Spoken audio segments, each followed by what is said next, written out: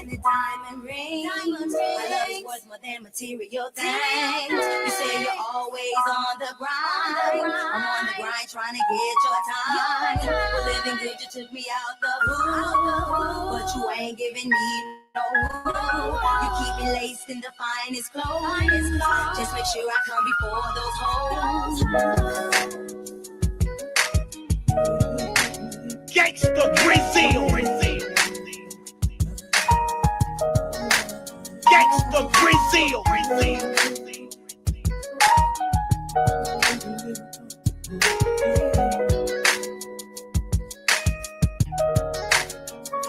I'm riding in my Chevy like I'm about to pick 'em in a minute.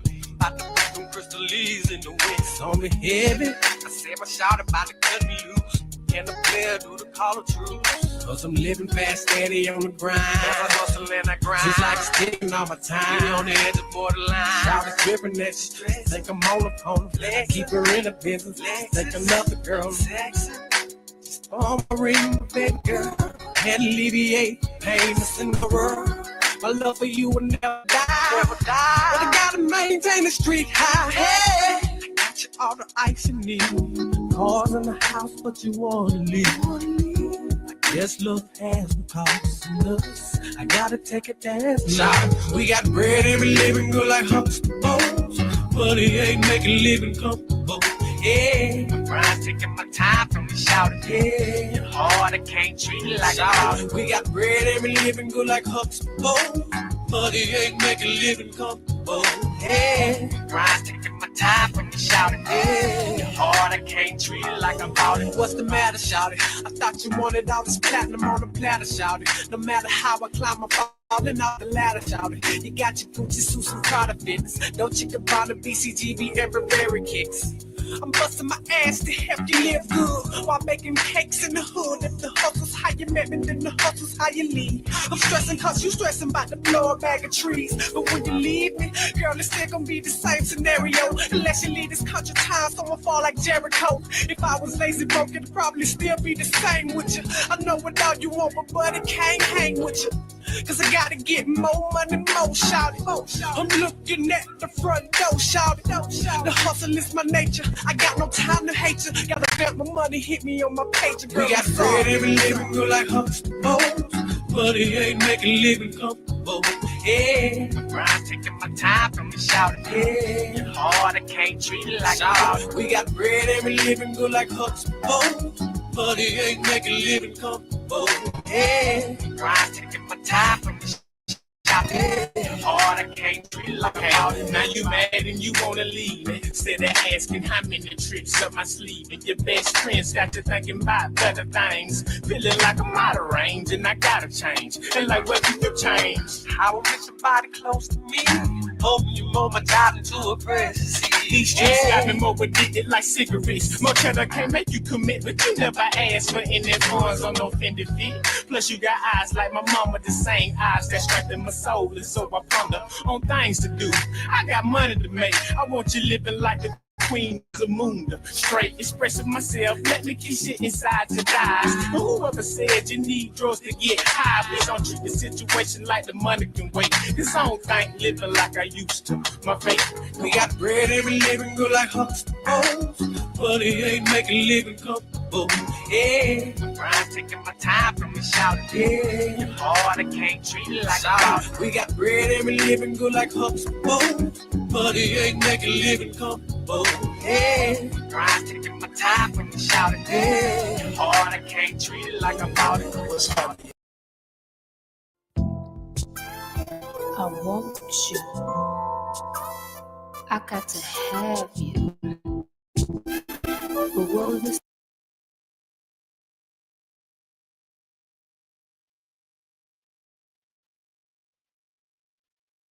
Yeah. Salute to everybody tuning in, man. Welcome to the show, man. Hit that like button, hit that share button, hit that subscribe button, hit that follow button. You understand? Get it on. Charlie Kirk.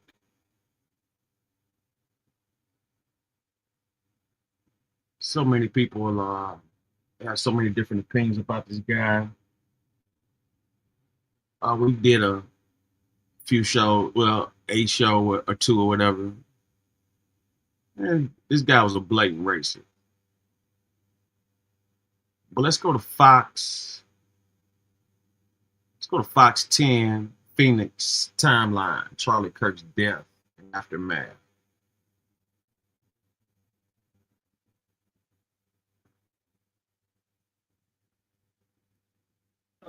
Fox 10 News Alert, political activist and founder of Phoenix-based Turning Point USA, Charlie Kirk, has been shot at an event at the Utah Valley University in Orem, Utah. Right now, details are very limited, but bystanders report seeing Kirk shot right near his neck during a Q&A with students.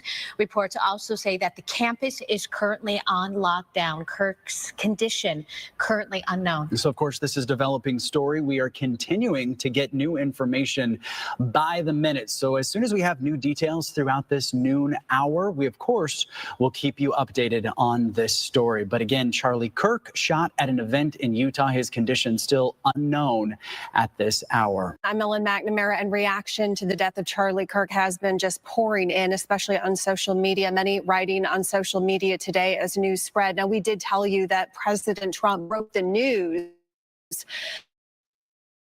that Kirk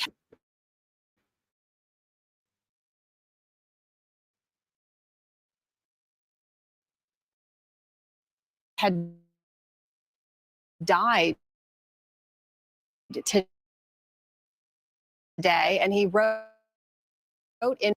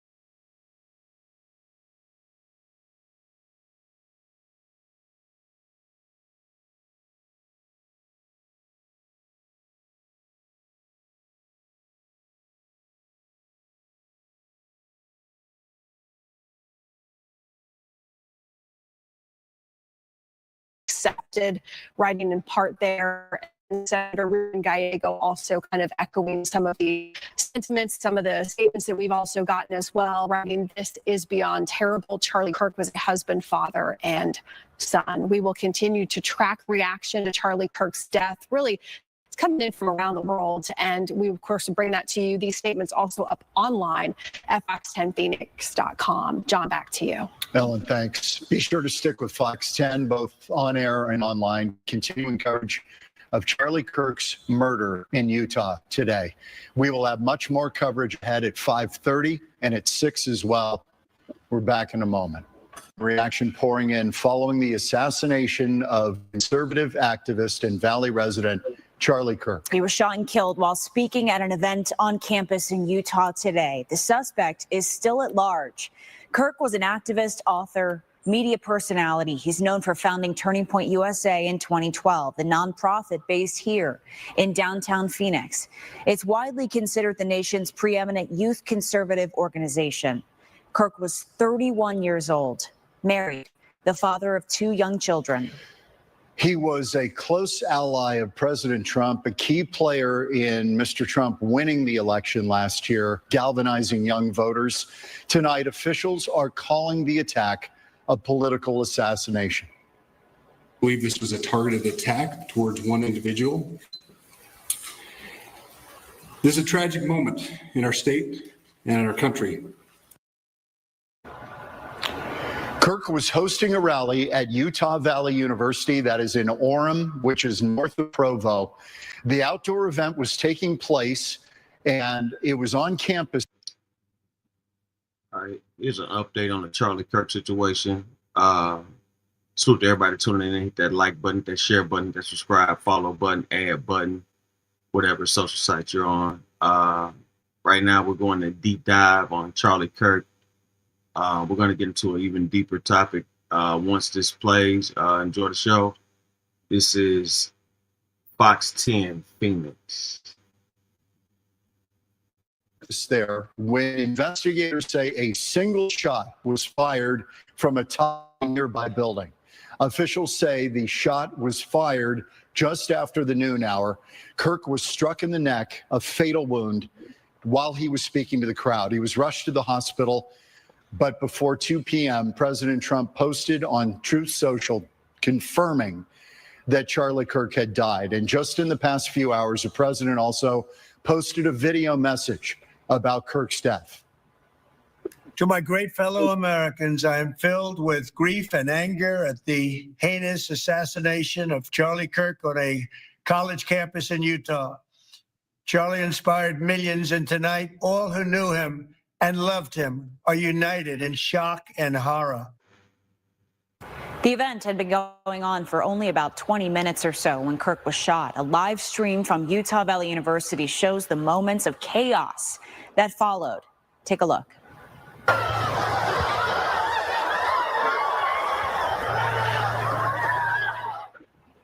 This was the first stop on what was supposed to be Kirk's American comeback tour. The university says there were more than 3,000 people there. Utah Valley University police say 6 officers were at that event doing security. Police chief there saying that officers had coordinated with Kirk's personal security team, and there were some plainclothes officers also in the crowd. Students who attended say that they saw no metal detectors, there were no bag checks. Kirk's events have typically been held in public spaces of college campuses. Moments following the assassination, law enforcement swarmed the campus, officers moving from building to search for a shooter. U.S. Attorney General Pam Bondi said both FBI and ATF were on the scene, but still the suspect is not in custody tonight. 2 persons of interest were briefly detained and then let go.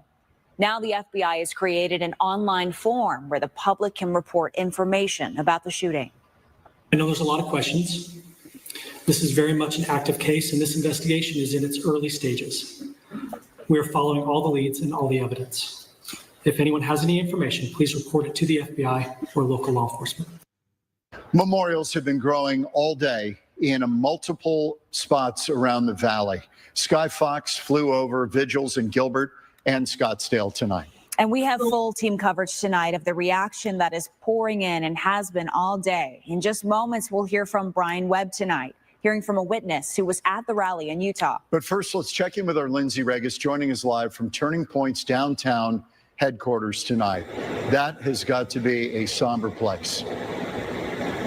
Yeah, John and Christina, it has been a very emotional night out here. Several people filing in and out to pay their respects. Now I want to show you these signs that were put up just a few hours ago, and already flowers, candles, balloons, and flags surround it.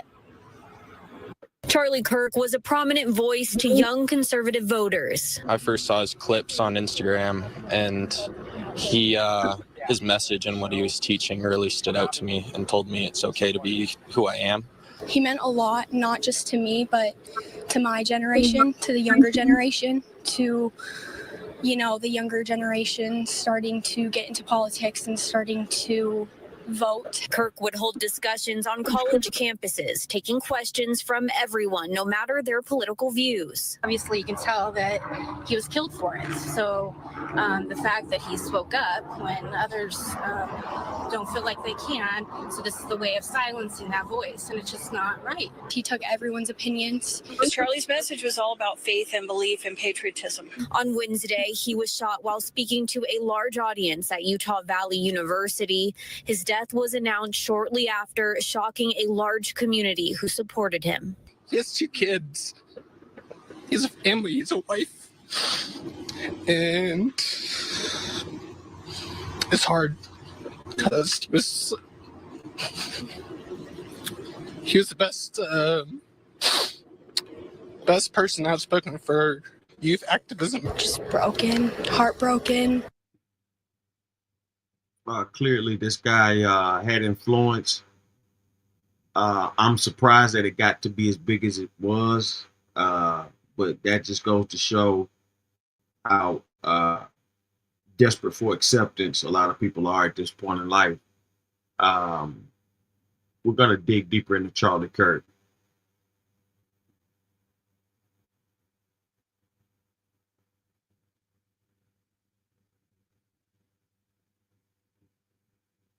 In shock, disbelief. I just couldn't imagine that actually happening in this world now. It's really hard. It's not something you imagine you're going to deal with on any given day, no matter who it is. I was in shock initially. I couldn't believe what had happened. I wanted to know if he was okay. Turning Point USA posted a statement on X that reads in part, "It is with a heavy heart that we confirm that Charles James Kirk has been murdered by a gunshot that took place during Turning Point USA's The American Comeback Tour campus event at Utah Valley University on September 10th, 2025. We ask that everyone keep his family and loved ones in your prayers." For anyone who plans to come by, just to let you know, the street has been blocked off by police, but you can park at the end of the street and walk over. One of them was the high school chapter president of Turning Point USA and met Kirk several times. The other one went to go meet Charlie Kirk today for the very first time and was just a few feet away when Kirk was killed. Honestly, my first impression was someone has thrown a firecracker or played a joke to disrupt the event. Michael is a college student in Utah and went to today's event to ask Charlie Kirk a question on faith. Then he heard a single gunshot standing only 10 feet away. People were anticipating a second gunshot and were hesitant to move until there was a second shot. But after 20, 30 seconds went by without a second gunshot, people kind of bolted for the exits. Aside from politics, you have a family man and you have a man who has 2 children and a wife. So it's shocking. I mean, I think it's definitely just a shock for the whole country and for the whole world. Jaden is the former Turning Point chapter president at Cactus Shadows High School here in the Valley, drawn to the movement for more than politics, but also faith and light. There was always a light about him, just like an ease when you talked to him. He just seemed like he genuinely cared and he genuinely just loved on people. Both young men were drawn to Charlie Kirk, the man and the message, but are now left with the emotional scars that political violence has touched their lives too.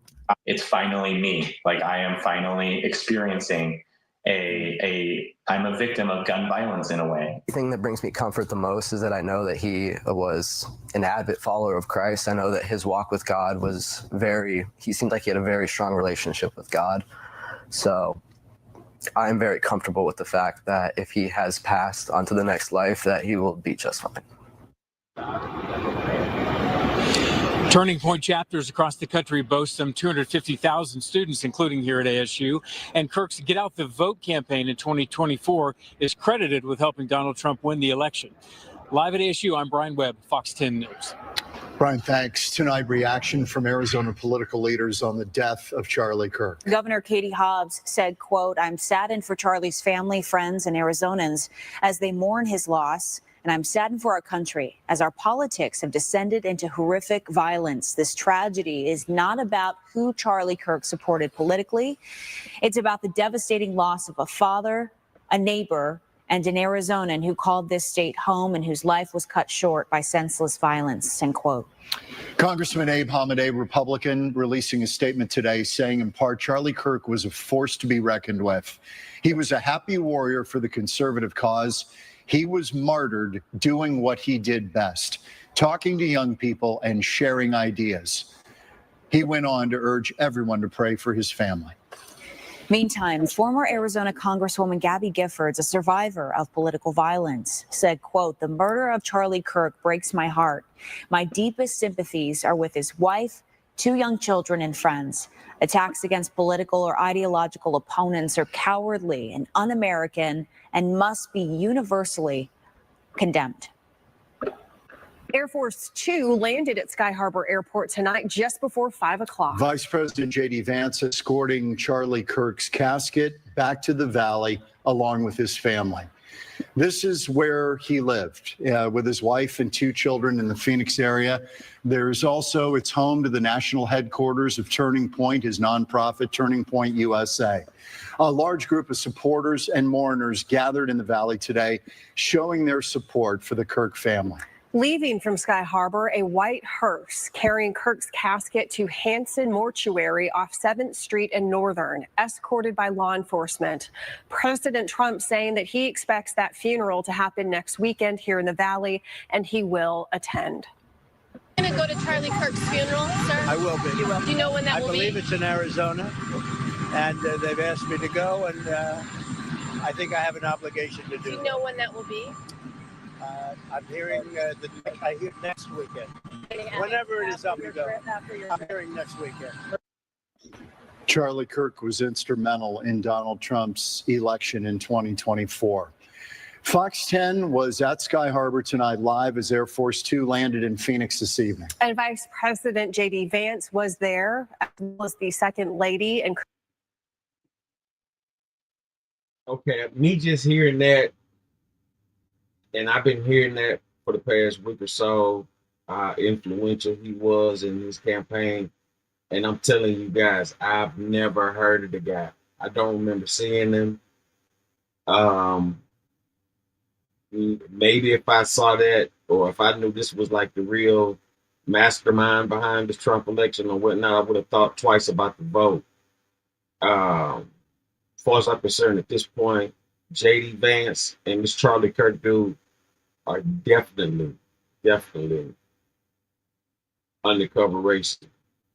Going to be showing more detail. We're going to get more expert opinion from elders and such to join the show and basically give a roll call on what's been going on with this whole thing. This could be a huge cover up. I personally feel that it's more of a scripted deal. Being that, you know, how thirsty these people are, you know, for this attention. So I wouldn't be surprised if Charlie Kirk set this whole thing up. You know, I just wouldn't be surprised. It's a lot to talk about. We're going to dig into it. Hit that like button, hit that subscribe button, hit that follow button, hit that add button.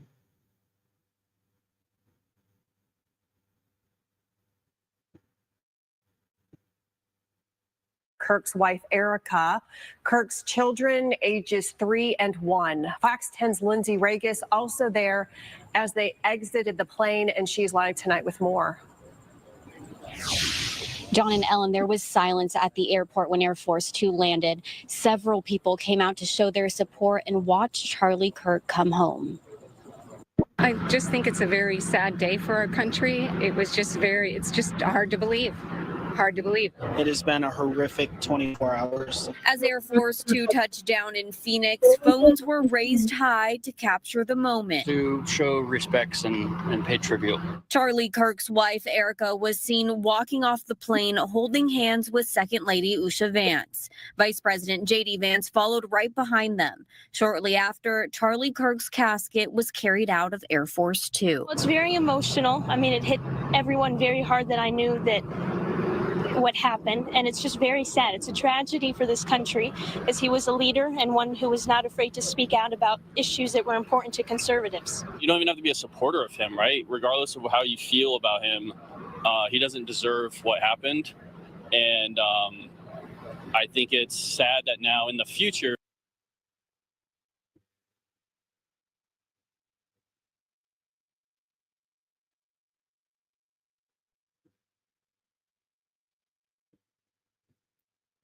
All right, up until we get everything together, subscribe to Center Runner Television. This is my own content. I will be playing it. These are some Charlie Kirk's rhetoric.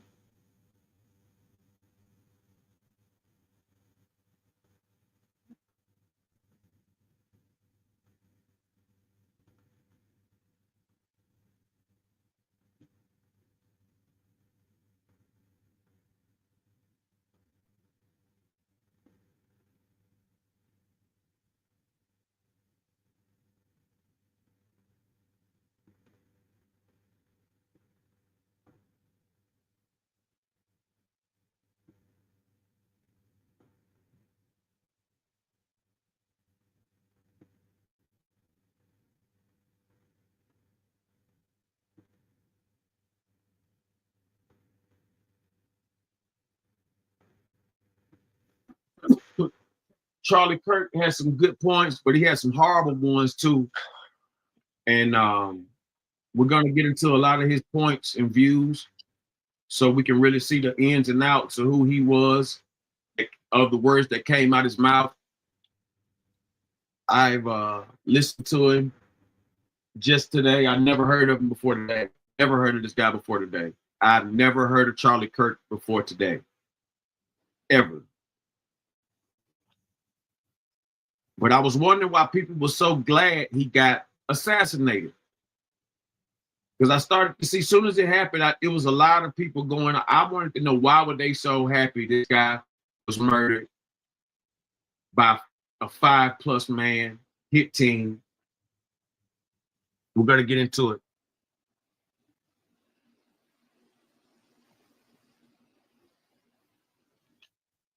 Well, Charlie Kirk, fucking stoked right now. You want to know why I'm so fucking stoked? He's stoked. Go ahead and Google Charlie Kirk. Go ahead, read the latest headlines, and you'll see why I'm so fucking You fucking stoked right now. You want to know why I'm so fucking stoked? Go ahead and Google Charlie Kirk. Go ahead, read the latest headlines, and you'll see why I'm so fucking You fucking stoked right now. You want to know why I'm so fucking stoked? Stoked. Go ahead and Google Charlie Kirk. Go ahead, read the latest headlines, and you'll see why I'm so fucking You fucking stoked right now. You want to know why I'm so fucking stoked? So go ahead and Google for the students. This is the actual video of the moment that Charlie Kirk was shot at a university in Utah. I'm going to let you listen to the conversation that's being had, but ironically, the conversation was about mass shootings, and they were referencing the recent mass shooting. The person asking the question says, "Do you know how many trans mass shooters there's been in history?" And Charlie Kirk says, "Too many." Then he says, "Do you know how many mass shootings there's been overall?" And he says, "Do you want to include gang violence or not?" That was the conversation that was had. And then immediately after saying that, you can see Charlie Kirk, you can hear the shot get fired, and you can see Charlie Kirk slump over in his chair. Absolutely terrifying moment. Listen, I strongly advocate against violence. This is not okay. This is not how we solve our problems. This is not the answer. I absolutely condemn this. This is yet another instance of a firearm being brought onto a school campus and someone being shot. Now, inevitably, this conversation is going to lead to how Charlie Kirk is one of the voices that rallies against gun control. That conversation is going to come up. But the video itself, I'm not going to show the actual moment he's shot. It is too much. I'm sure it's going to be online eventually. I'm not going to be the one to show it, but it's terrifying. I hope that he recovers from this. This is just, this is not okay. But listen, we've got to get better control of guns. Gun reform has to be a conversation. Let me let you listen to the video, the conversation that happened prior to the shot being fired. So, do you know how many transgender Americans have been mass shooters over the last 10 years? Too many.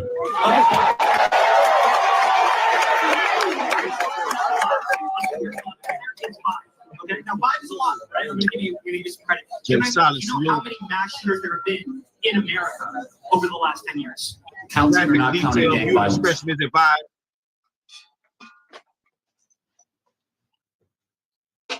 Graphic video, viewer discretion is advised. Let's hear some more of this Charlie Kirk guy. This is my first time hearing Charlie Kirk today. Like I said, I was wondering why so many people disliked him. The media showed a lot of different clips from what I'm seeing right now. I'm fresh to this. I have not seen any of these things really before right now. So let's watch these different opinions about who this guy really is. Some people say this guy's a freaking Nazi.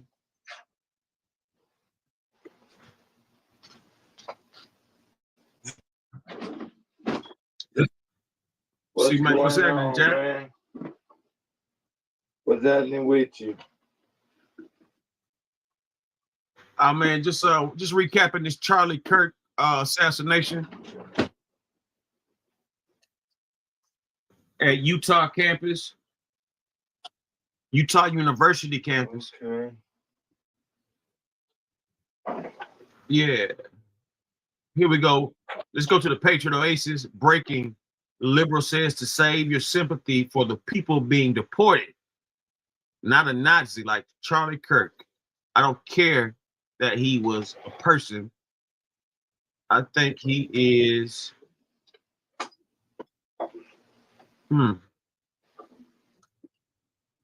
better off gone. Shut the fuck up. Wow. Viewer discretion is advised. These are all opinions from the country. It shows educational purposes only. Save your sympathy for the kids who are getting bombed in Palestine. Save your sympathy for the people who are getting thrown in the concentration camps right now. Save your sympathy for the kids who are getting bombed in Palestine. Save your sympathy for the people who are getting thrown in the concentration camps right now. Save your fucking sympathy for the people getting deported right now for no reason.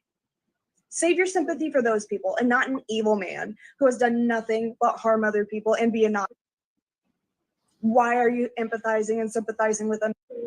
I don't care that he was a person. He wasn't to me. He was a Nazi. And if that doesn't make me a leftist because I think he's better off gone, so fucking be it. So fucking be it. Because a lot of y'all like to talk a big talk, but then when someone finally Good God, salute. y'all are like, this is so bad. This is so bad. Shut the fuck up. Take your fake ass moral views and get the fuck out of it. Save your sympathy for the kids who are getting bombed in Palestine. Save your sympathy for people who are getting thrown in the concentration camps right now. Save your fucking sympathy for the people getting deported right now for no reason. Save your sympathy for those people and not an evil man who has done nothing but harm other people. Hello. Oh. Be respectful, guys. He can do what he wants. Oh, can I start now? Oh. Nice to meet you, Charlie. People and be a Nazi.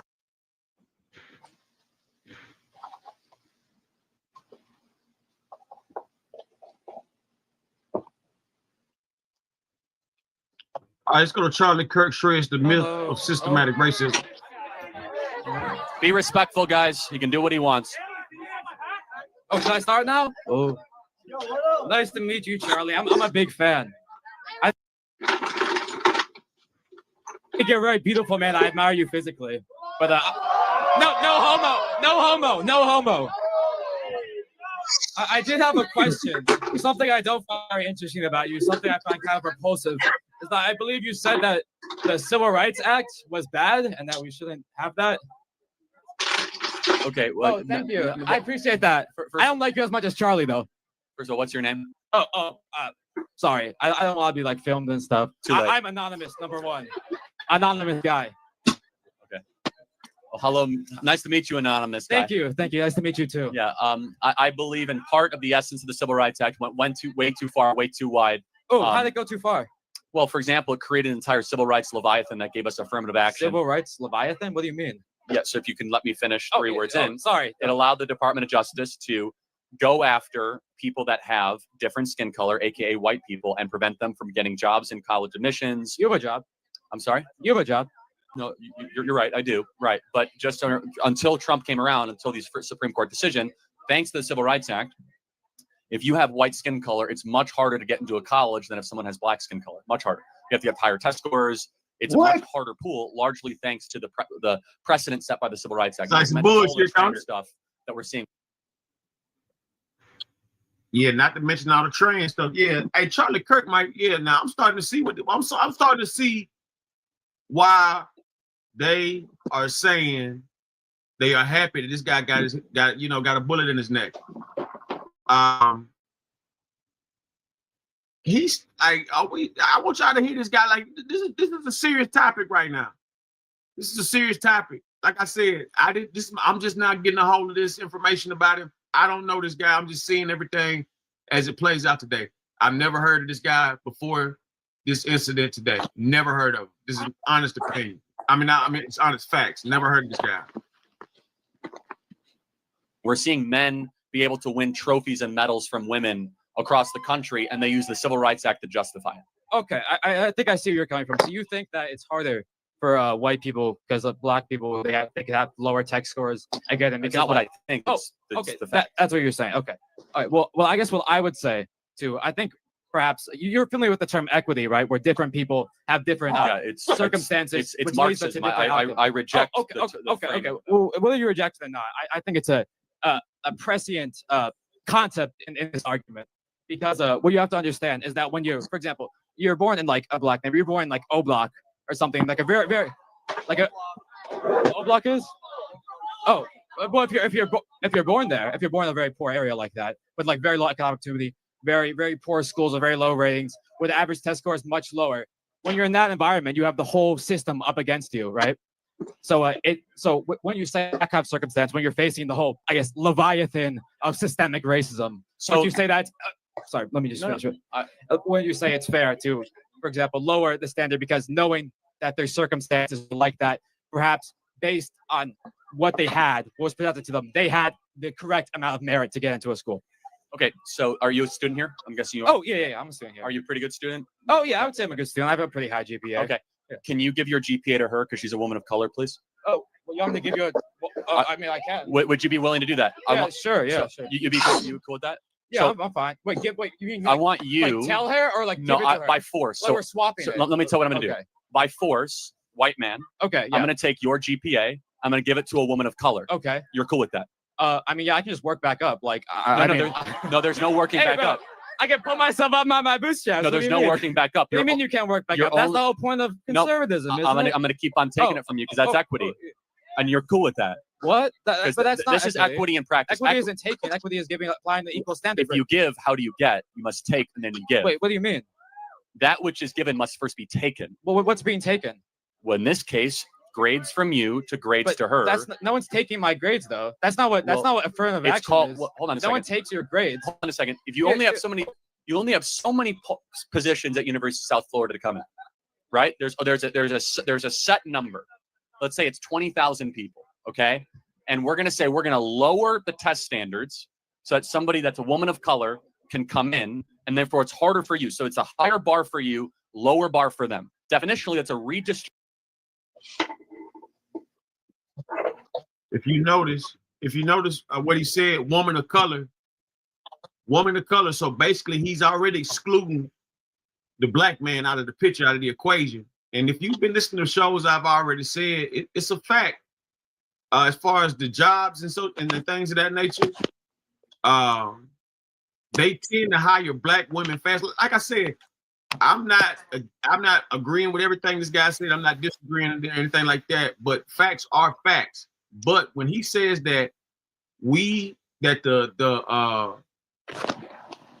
civil rights movement and all that kind of stuff was too much given. I mean, come on, we got like this.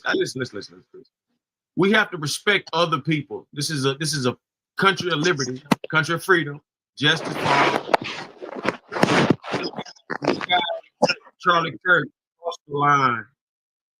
Cross the line, no doubt about it. But we're gonna give him his just due. Individually, this is my first time seeing this guy, my first time hearing it.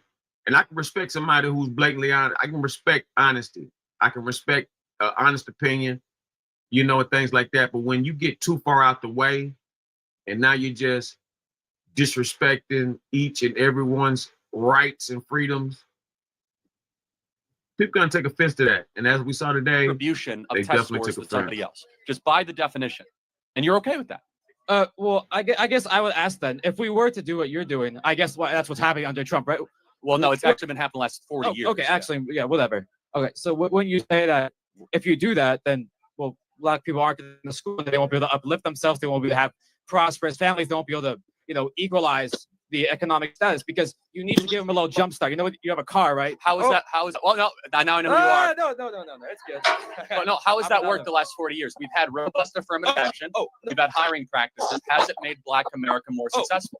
I can answer that easily. It's because sorry. It's because sorry. What am I going for? Oh, I don't know.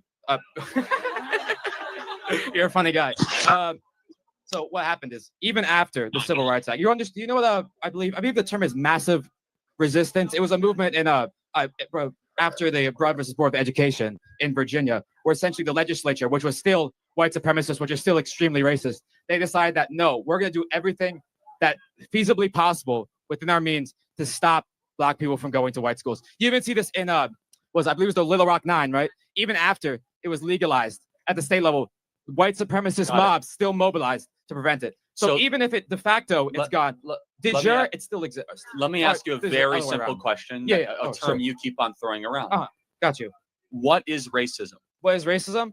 Ooh, that's a very complicated question. But no, it's not.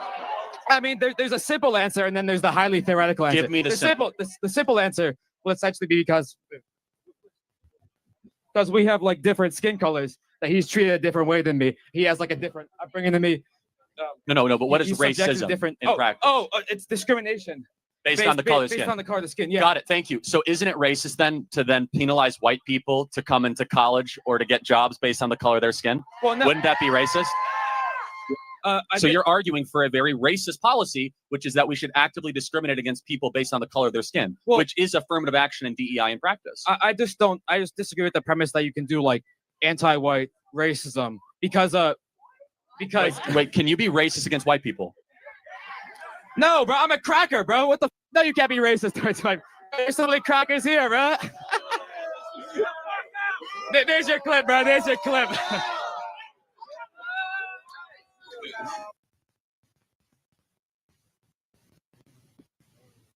Yeah. Right now, I'm starting to see this guy really might just be a Nazi for real. Everybody knows America has had a huge racist issue, a huge one.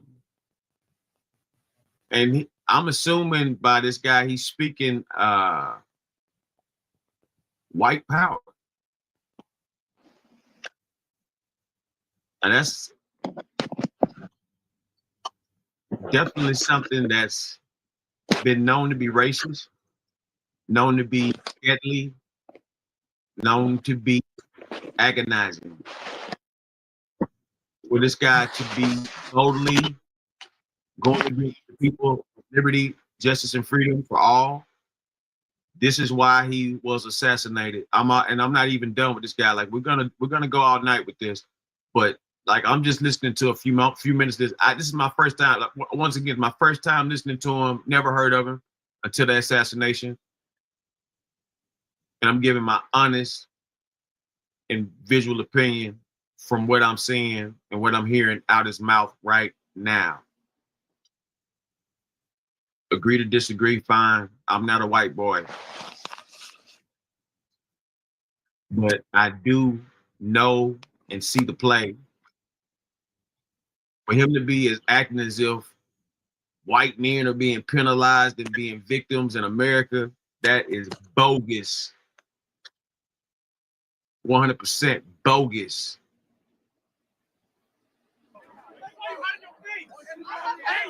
Well, what are you gonna do political violence to me, bro? Like, why are you saying that to me?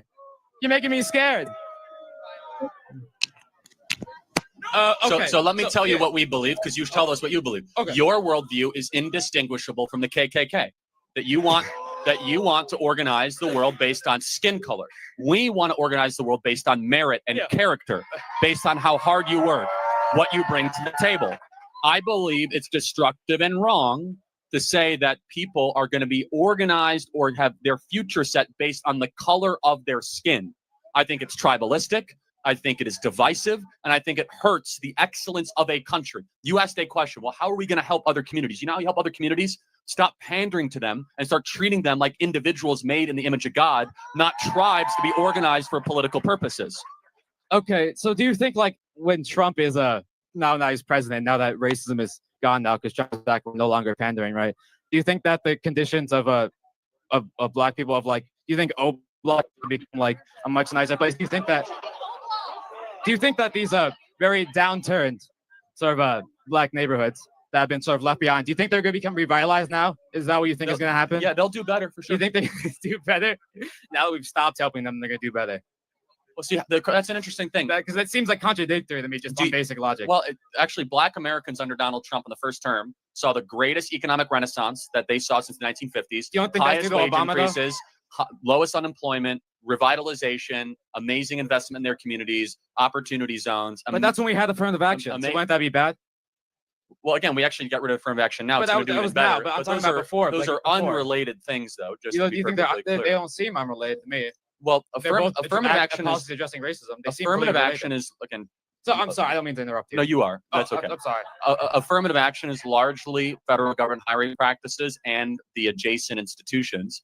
I think that all communities will do even better when we stop living under the soft bigotry of low expectations. Inherent in your argument is that we have to pander to certain communities based on the color of their skin because they can't do as well as white people. I reject the premise. I think that we should try to say, I don't care about the color of your skin. I care about what you bring to the table, and stop pandering to people based on special criteria, points, and acceptance to college, saying that we're going to make it easier for one group and harder for another group.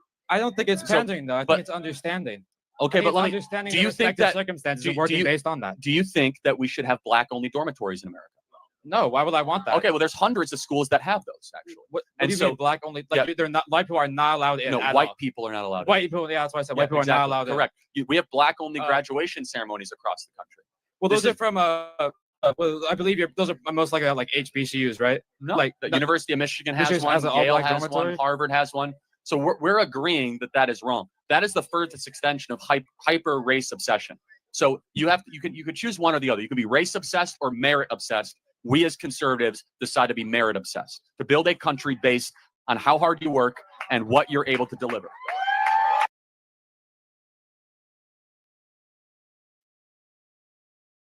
All right, so there you have it. Those are some very deep thoughts with this guy. We got plenty more content on him, and we're gonna give him a fair shake. Not gonna bag or just make up anything on him. We're gonna get this guy a fair shake. But clearly, there definitely is some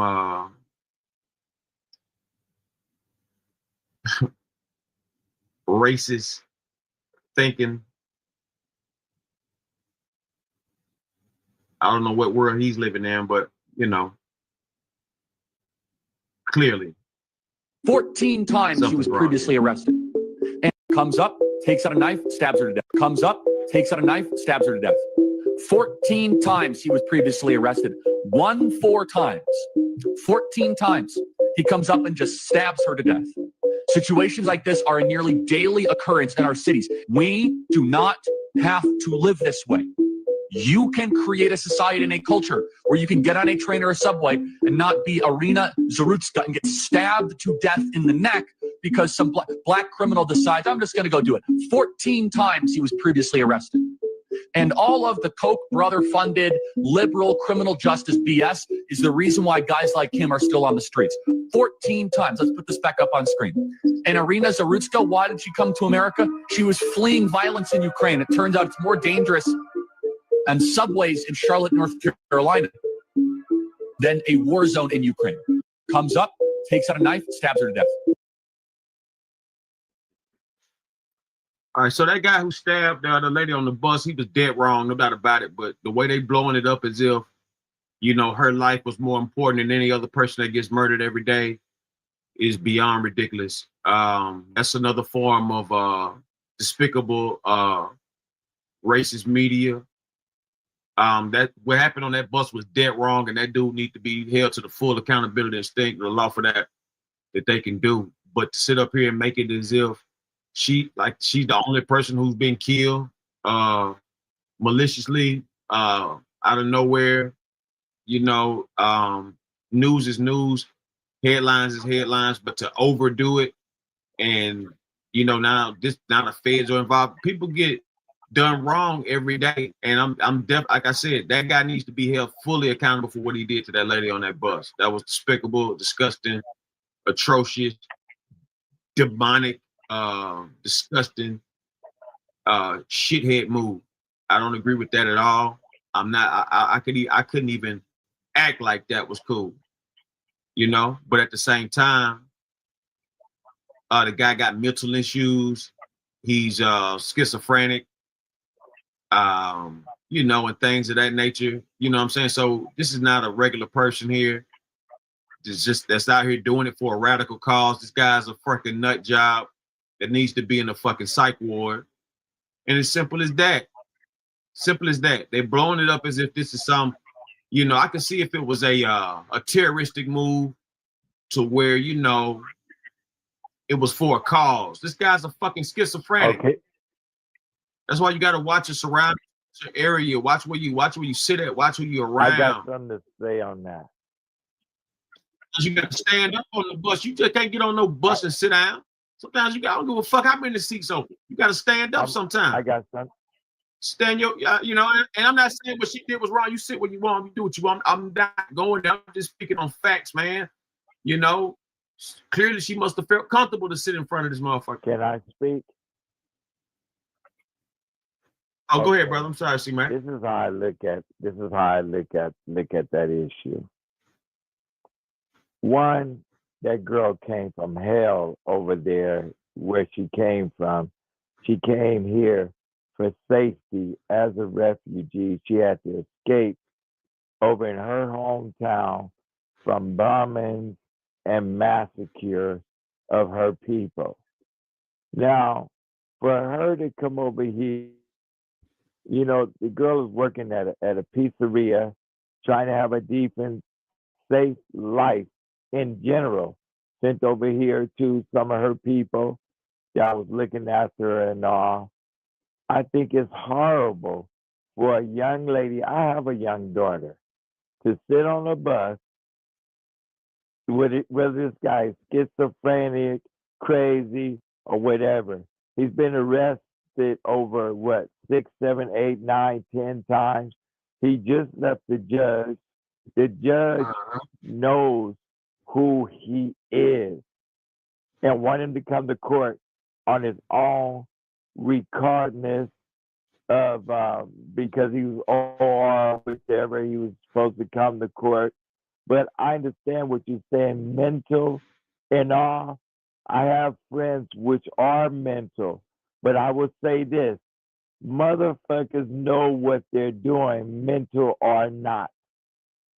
And the reason why I say that, I have a friend that did 33 years in prison. When he came home, and he's mental, when he came home, he remembered the shit that he done before he went to prison 33 years ago. Now, if I was president of the United States, I would send this guy that's crazy, just like Robin Harris said in his skit, my friend, rest in peace. You crazy? Motherfucker, I'm crazy too. And he pulled the switch. Now, I don't think that he should get the death penalty. That's too good. It's over with too quick. I think he's in Sarah's time. It's disgusting what he did, because in his mind, he know what the fuck he did. That's why he had a knife. because as he was getting off of that bus, he was saying, "I killed that white girl." So if you said, "Oh, that's what they said," he I said. heard him say it on the audio. He said, Oh, "I wow. killed that white girl. I killed that white girl." So one, you know she was white. Two, you know what the fuck you did. Now, if I was president of the United States, I would be trying to send that motherfucker to Ukraine prison. If I was president, I'd be trying to send that motherfucker to Don't you think Americans gave Ukraine enough? that motherfucker. Oh, you saying send Yeah. the killer to Ukraine? Send Oh, wow. that motherfucker to Ukraine, let their prison deal with them, because she was one of theirs. That was a sweet, innocent child, man. A beautiful, sweet, innocent child. And for niggas to be on the motherfucking bus and not try to help this person, you gonna tell me you don't see a motherfucker standing up in red with bright red on? Only motherfucker on the bus wearing red? They didn't give a fuck. I agree with the white people on that. You had a bitch sitting next to her on her cell phone. Two motherfuckers in back looking at their cell phone. Now, if I'm sitting in the back of a motherfucking bus and a motherfucker standing up in red, you took a glimpse, you saw this motherfucker stand up. You saw this motherfucker do the act. So I'm going to just say this to that brother that did that shit. One down, one gone. There's no mental or whatever the fuck. He know what the fuck he did. So he ain't one of us no more. He's a demonic motherfucker sent by Satan. That's how I look at that.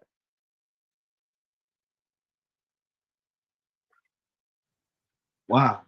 I can't argue with that. I can't argue with that. That assessment on that, because like I said, that was an atrocious act. The guy, send him to Ukraine. That Put him in the motherfucker war. No, put him in All right, let's go. prison. Let's go to Put him in Ukraine prison. But it can't happen. Hey, if I'm on the show, man, can you close the door? Cut the light on. Yeah, it can't happen because it happened on U.S. soil.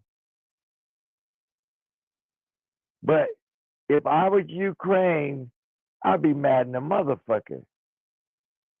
Like they said, if it happened to one of us, we burn down the whole motherfucking city. And that's facts. Well, I think if it happened to us, they'll just call the guy what he is, a fucking nut job, and it'll be just another murder, bro. Aryan Nation get his ass. Oh, okay. Thank you, God, for giving us Charlie Kirk Talk Church. Here's another Christian, radical Please Christian explain group. to everyone Let's hear what they out have to say. here what Jesus stood for, and especially the qualities of love, how to love your neighbor even if they don't agree with you. So what is your name again? Talise. Talise, that's a beautiful question. I'm glad you came up to ask it. So John 8, if I'm drawing from memory correctly, best embodies both Christ's mercy and love, but also his commitment to truth. And sometimes in the modern gospel, we overemphasize the grace and we underemphasize the truth. And so we are far too willing to say, hey, Jesus loves everybody, but we don't get to the second part of the conversation that says Jesus doesn't want you to live in sin. So this is, in John 8, it's best embodied, right? Almost every Christian in this audience will be able to tell you the first part of this, which is a bunch of Sadducees and Pharisees who are standing around with rocks, and they're about to stone the prostitute woman. And Jesus comes up and says, let the first among you without sin cast the first stone. And everyone starts dropping the rocks. But what comes next shows that Christ is not just grace-focused, he's simultaneously truth-focused. He goes up to the woman who had a career in selling herself for sex and said, sin no more. Now, imagine today how much trouble you would get in if you would go up to somebody and say, stop sinning. Oh, you're being too judgmental. No, you're actually being Christ-like. So Jesus stood. He was 100% grace and truth. And that tension is very hard in a modern world because we want to overemphasize grace when in reality, Christ loves us too much to have us continue to live in sin. He wants us to try to elevate our actions to glorify God in all that we do.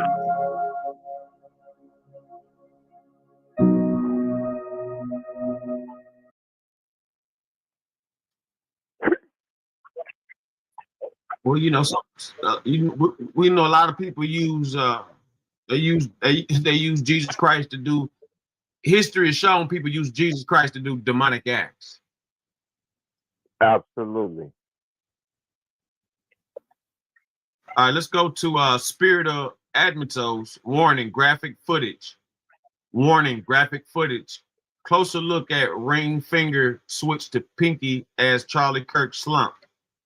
Camera error or something inexplicable.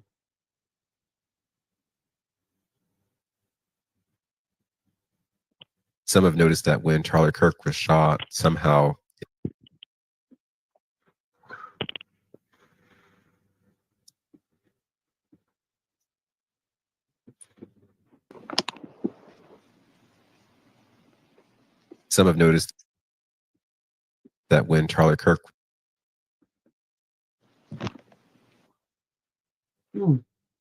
That's all right.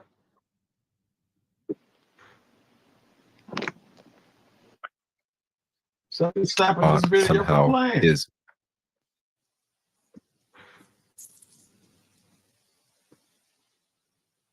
some have noticed that when Charlie Kirk was shot,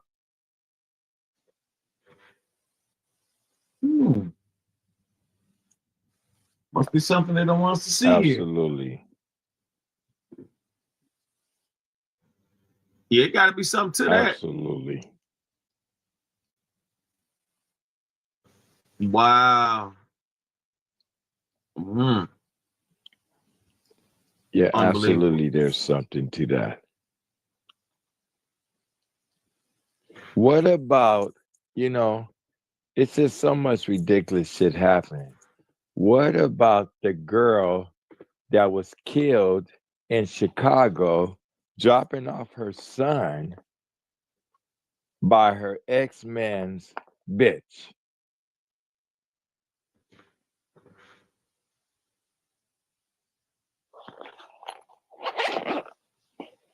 Oh, she How begged so? for that. You talking about the stud, the lady that was killed by with the dude arguing in the Man, street? that girl was dropping off her son, and the dude, Yeah, she was dropping off her son, and her girlfriend decided to run up on her boyfriend, and that's what happened. She pulled out a gun. I know you ain't feeling sorry for that. no. Listen. Do you know what happened? Or I can enlighten you. I'm gonna tell you what happened. A lady was dropping. The father was coming to pick up his son. No. And the girlfriend of the baby mama got into it with the baby daddy. No. What do you mean? Let me tell you That's what exactly what Sam. happened. The girl was dropping off. Okay, so let me ask you this. So let me make sure we're speaking on the same story. Where did this happen at? And are you sure about that? Were they at a gate? Was it a gate? Were they in front of a gate? Were they in the middle of the street? Was it a shootout? Now let me tell you what happened. I'm No, it asking you, was it a shootout? Let me tell you what happened. Okay, we're talking about two different stories. Yeah, we're talking about two This different story stories. I'm happened sorry. in Chicago, where a sister was dropping off her son. I think the DOJ should immediately move. Okay, dropping Go ahead, I'm off sorry. her son. Her ex nigga shows up with his woman. They get into some type of argument. This nigga puts her in a headlock, and his bitch shoots her in the face.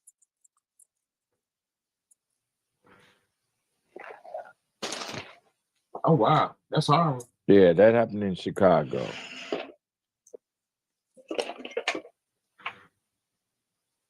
That is definitely horrible because she was dropping off her son so she could go to work.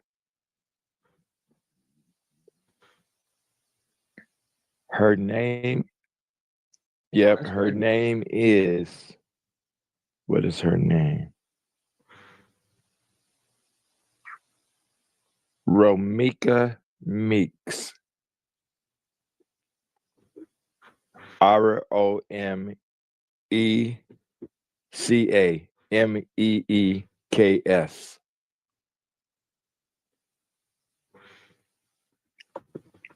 All right, let's see if it's anything about it.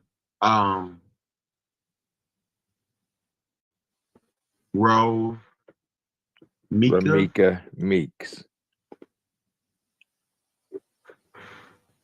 Oh wow. Let's go to the Romika Meeks topic. We'll get back to you, Charlie.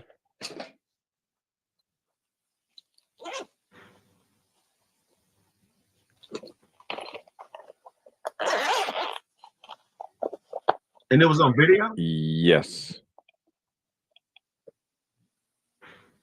I don't know if you're going to see the shooting, but you'll hear the story.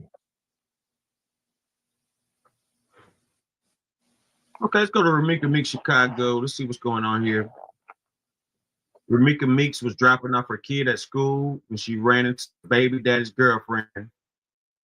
They started arguing. One thing got heated, fast out of nowhere. The other baby mama put out a gun. She's the one who shot her. She's the one who shot her. But she shot her.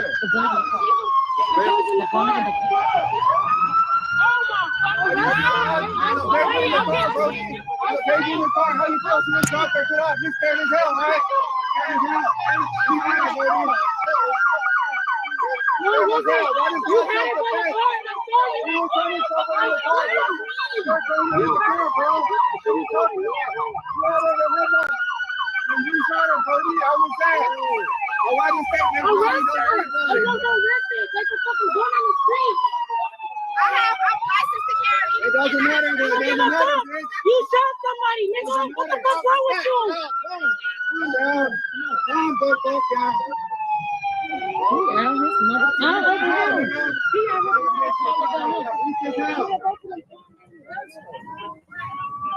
She put the gun in the car. The gun she shot her. This one right here.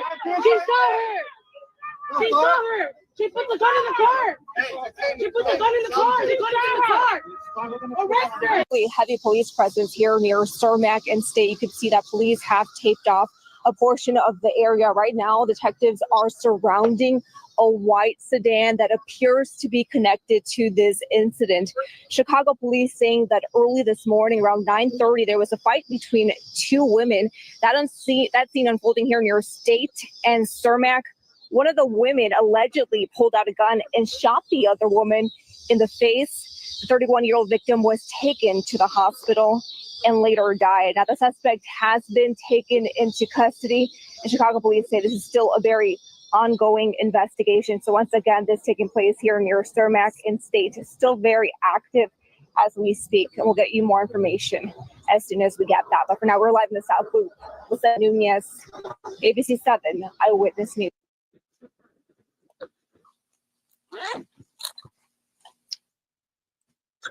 All right, we got more footage, more to talk about.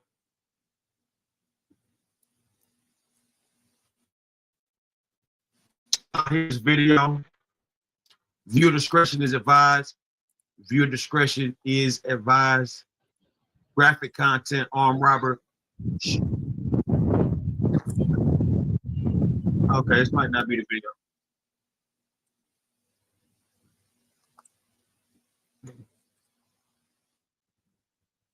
You said the shooting was on tape? What you just saw, I saw, but let me tell you. Man, no. Okay. You stopped Charlie Kirk for this, for Romika? That's what Charlie Kirk was talking about. Black women Getting more. Man, don't start no bullshit. Yeah, that's what Charlie Kirk was talking about. We stopped Charlie Kirk to talk about Ramika Meeks, and man, I thought it was. Come on, man. Come on, bro. Come on. I see my wrong for that. Yeah, okay. Go on back. Fuck. Man, come on. Even I agree. Hey, Charlie, I'm with you on that one, man. Damn. Yeah, but the boy had her in a headlock. Hey, man, Charlie Kirk just got his fucking head blown off, man. Okay. Yeah. Dang. Sorry, Charlie. Ramika was more important. Dang. Yeah, Charlie. Charlie. Even I know you didn't deserve that one, Charlie. What happened? Charlie. Where did Charlie get shot at? Utah University campus. Who shot Charlie? Yellow, black, white, or brown? It's still on the run. Here's a description of the campus. If you look to the left, Charlie Kirk was shot while speaking to audience in courtyard, 200 yards away. Loose center, suspected location, the shooter on the right, top of the building. Hell of a sniper. Utah Valley University. Well, he didn't want to be caught. He said everybody else got caught, so he ain't gonna get caught.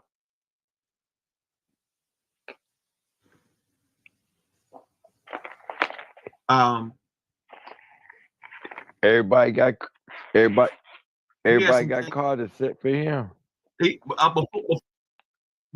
Before he died, he had some things to say. I think the DOJ should immediately move to unseal all the Epstein documents in the Southern District of New York. Yeah. Everything. Everything except sexual assault material. I think every file should be released to the public the same way as the JFK files. Let the American people decide. I think the DOJ should immediately move to unseal all the Epstein documents in the Southern District of New York. Yeah. Everything. Everything except sexual assault material. I think every file should be released to the public the same way as the JFK files. Let the American people decide. I think the DOJ should immediately move to unseal all the Epstein documents in the Southern District of New York. Yeah. Everything. Everything except. You got to recognize that's a bold statement, guys. That's a bold statement. I think the DOJ should immediately move to unseal all the Epstein. And the enemies are wokeism or Marxism combining with Islamism to go after what we call the American way of life. And the American way of life is very simple. Spiritual battle is coming to the West. And the enemies are wokeism or Marxism combining with Islamism to go after what we call the American way of life.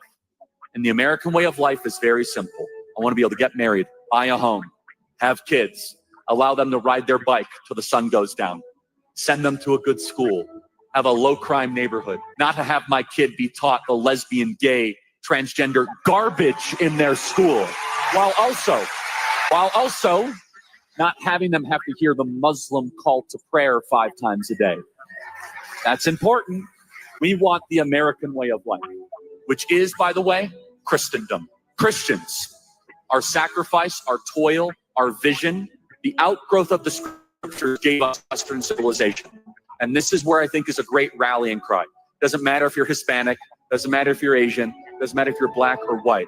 Everybody, if you are Christian and Jesus Christ is your Lord and Savior, these two threats are combining forces to come after us. And it's time that the church stands and rises up against it. Epstein documents in the Southern District of New York. Yeah. Everything. And everything except sexual assault material. I think every file should be released. There's his views on that. Let's go to I'm just really glad Charlie Kirk just got himself fucking shot because he's right. Empathy is dangerous to society. So no one should give a fuck that he's dead. He said it. I'm just saying his words. All I'm doing is using his words. You can't be mad at me for using his words. I think empathy is a new wave thing and it's very problematic. You right. No empathy for you. 0. I'm just really glad Charlie Kirk just got himself fucking shot. Get away. American people decide. I think Some the people feel that DOJ way, should man. I'm immediately telling you, move to when unseal all the when Epstein you cross that line, when you cross that line to where it's like, you know, it's not really about what can change the people, like what can better us. We cannot judge others for their sex life. You know what I'm saying? You can't hop up in there. These people want to do what they want to do. And that's where the control game starts, when you get to, you know, making these bold statements about what's too much of this, what's too much of that, and you don't have the right protection. I'm not saying you can't say what you want, but you got to have the right protection to say these type of things and stick to it. Now, I don't agree with trans competing with. I don't believe with boys competing with girls. I don't believe with girls competing with boys. But at the same time, if girls want to enter the NFL, baseball, the NBA, and things of that nature, and I'm not talking about coaching. I'm just speaking on playing or competing. Oh yeah, if it's not speaking on working or coaching. No, but wait a minute. That's if you. I mean, like, so a woman can play NBA with men, but a man, like, see what I'm saying? It's double standards of that. Even when you think about this, why it shouldn't even be. It's women should have women, men should have men. No, but if you're gonna let a woman play with men, then Then it's gonna be an argument about a man playing with a woman. The thing is, so we can't, you know, get caught up in that. We gotta stick to certain types of, you know, lanes. But that's why, you know, now unless you, huh? No, go ahead.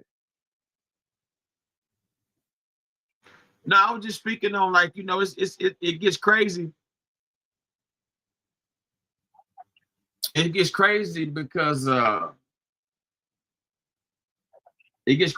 you know, when you speak on these subjects, you got trans dudes blowing out the girls in competition, and I don't, you know, I just don't agree with that.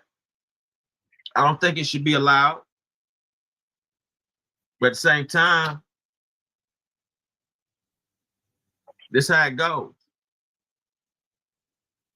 Joy Reid and Michelle Obama and Sheila Jackson Lee and Ketanji Brown Jackson were affirmative action picks, we would have been called the racist. But now they're coming out and they're saying it for us. They're coming out and they're saying, I'm only here because of affirmative action. Yeah, we know.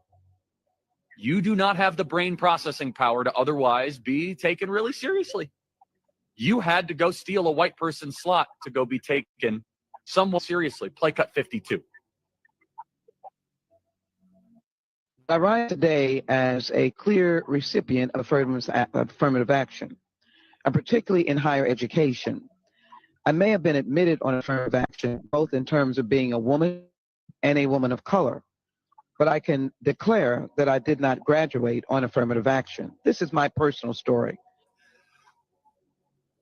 I hear because of action affirmative. She can't even say that.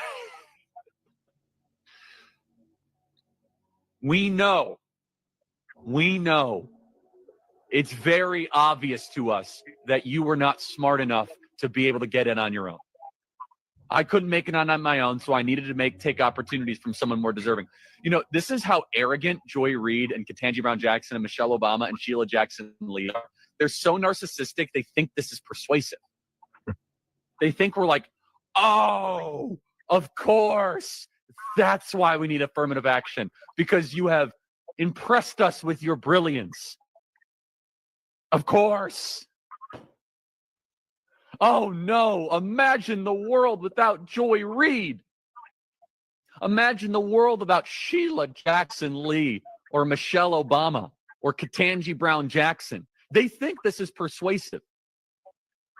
They think as they kind of now reveal that I'm only here because of anti-white, anti-Asian forced discrimination policies that turned me into a bitter, resentful activist that hates white people, honestly, through our politics.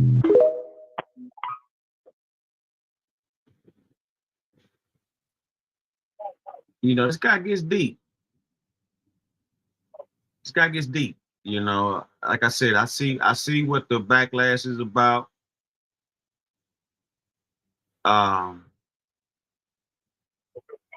let's take this standpoint. He goes about reparations. Charlie Kirk, black people How do you feel shouldn't get about the black reparations. community receiving reparations? I'm against that. Yeah. Okay. Why so? Well, first of all, what is the black community? So, for example, do you mean like recent immigrants from Haiti or Nigeria? I do not. No. Okay, for sure. So you're meaning like ancestral descendants of slaves. Correct. That could be proven with documentation. Absolutely. Right? Okay. So to be consistent, do you believe that other groups? Well, I can start you off right there when he let him say that can be proven with, like, you know, of course, proven true, but the way he's about it is that it's still not giving full detail of who you are. Because it was the skin color black was already here when they got here. They just make the Indians appear to be high yellow for a reason. They make the natives to be high yellow for a reason. They want you to believe that those natives were high yellow like that for a reason. They want to take away the color so you don't know who you really are. The Indians got reparations. Holocaust victims got reparations. This country built off of blacks, and people are still eating from even back in the 1700s, the family lineage from the slave owners back then. Is those buildings you see downtown. Most of those buildings you see downtown in every city, every major city, came from slave money. Did you know that? It's ties. Did you know that there was a black woman that owned downtown LA first? I just said her the other day. Let's break that down, because even that's miscommunication, and that's how Charlie Kirk got killed, for miscommunicating. A black woman owned the land, not the buildings, not the property you see. She owned the land, grass, the trees. Yeah. You see what I'm saying? Yeah, she owned the land. Exactly. That have been mistreated in America should also receive reparations. What are those other groups? Well, not necessarily by America, but let's just take one. Jewish Americans, right? Okay. They almost got eliminated in the Holocaust. Should they receive reparations? Not from us. Okay, not from us. Not from the United States, that is. Okay, so here's my view, and I want to hear yours, Okay. which is that I did not own slaves, and you were not a slave. Correct. Right, so we are individuals, and therefore we cannot be held accountable or should receive something from something that didn't happen to us. Let's stop it there. He goes, I don't own slaves, and you're not a slave. At the same time, if your family is still benefiting or has benefited from the Slave Act and cruelty and things of that nature, of free labor from blacks, you are very much so a beneficiary of the slave trade. Or something we did not do. That is a basic law of justice, that I can't be held accountable for something that somebody looked like me did, and you should not benefit from something that somebody you were related to. Now, you'll probably say systemic racism and how that passed down to generations. Happy to address that. The problem with reparations, though, is basically what you're saying is, I'm going to take money from Charlie Kirk for something he didn't do and give it to a group of something, to somebody of something they also didn't do. For what reason? How is that just?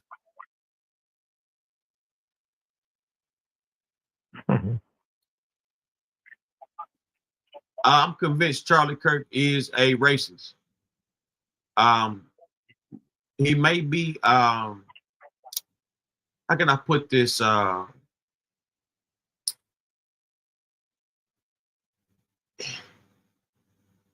can I put this? I'm trying to give him some type of credit, but every time I'm listening to him, it's some like radical right, ridiculous statement as far as, you know, another way to keep a black man or black people in some kind of judicial low class bubble. When this country's built off of free labor and you give money to all kind of victims of other acts. Notice he didn't, he didn't go into detail about the Jews. Jews received reparations for the Holocaust. Several different organizations in India, like several different people, organizations, groups of people received reparations. This is a common act. The reason they don't want to give Black people money at this point in time, it has to be a deeper agenda. You want to know why they don't want to give Black people money? Because Speak on it. They feel that when How do you feel about the Black community receiving reparations? I'm against that. Yeah. Okay. Oh, pardon me, I'm sorry. The reason being because we as Black people, whenever we come together on certain situations or certain opportunities, when we come together, it's powerful. So imagine if the Black people got the reparations and came together. It would be a very powerful agenda. Think about it. When we came together in sports, we took it over. When we came together doing real estate firms, we took it over. When it came together doing any type of active business, we took it over. Look at Black Wall Street. When we came together, they burned it down. So that's why, because they figured that we're gonna build our own and be unstoppable. That's what it is. But what they don't realize is this. It's not gonna be the unity like it was back in the 60s and everything else. Because, a lot of us, unfortunately, would act a fool with reparations. Well, what will we do with it? But as I say, though, we still deserve it as a whole, just like the Indians. I told an Indian not so long ago, your people were slaughtered, but you still here, but yet you get this check every single month. You didn't know your ancestors that were slaughtered, and just like we don't know who ours are. So the Chinese knew who theirs were. But we definitely deserve it for what we went through. I look at the things that's going through with immigrations and everything else. I mean, we were discriminated against since the day we came out of our mother's womb. So that's how I feel about that. Absolutely.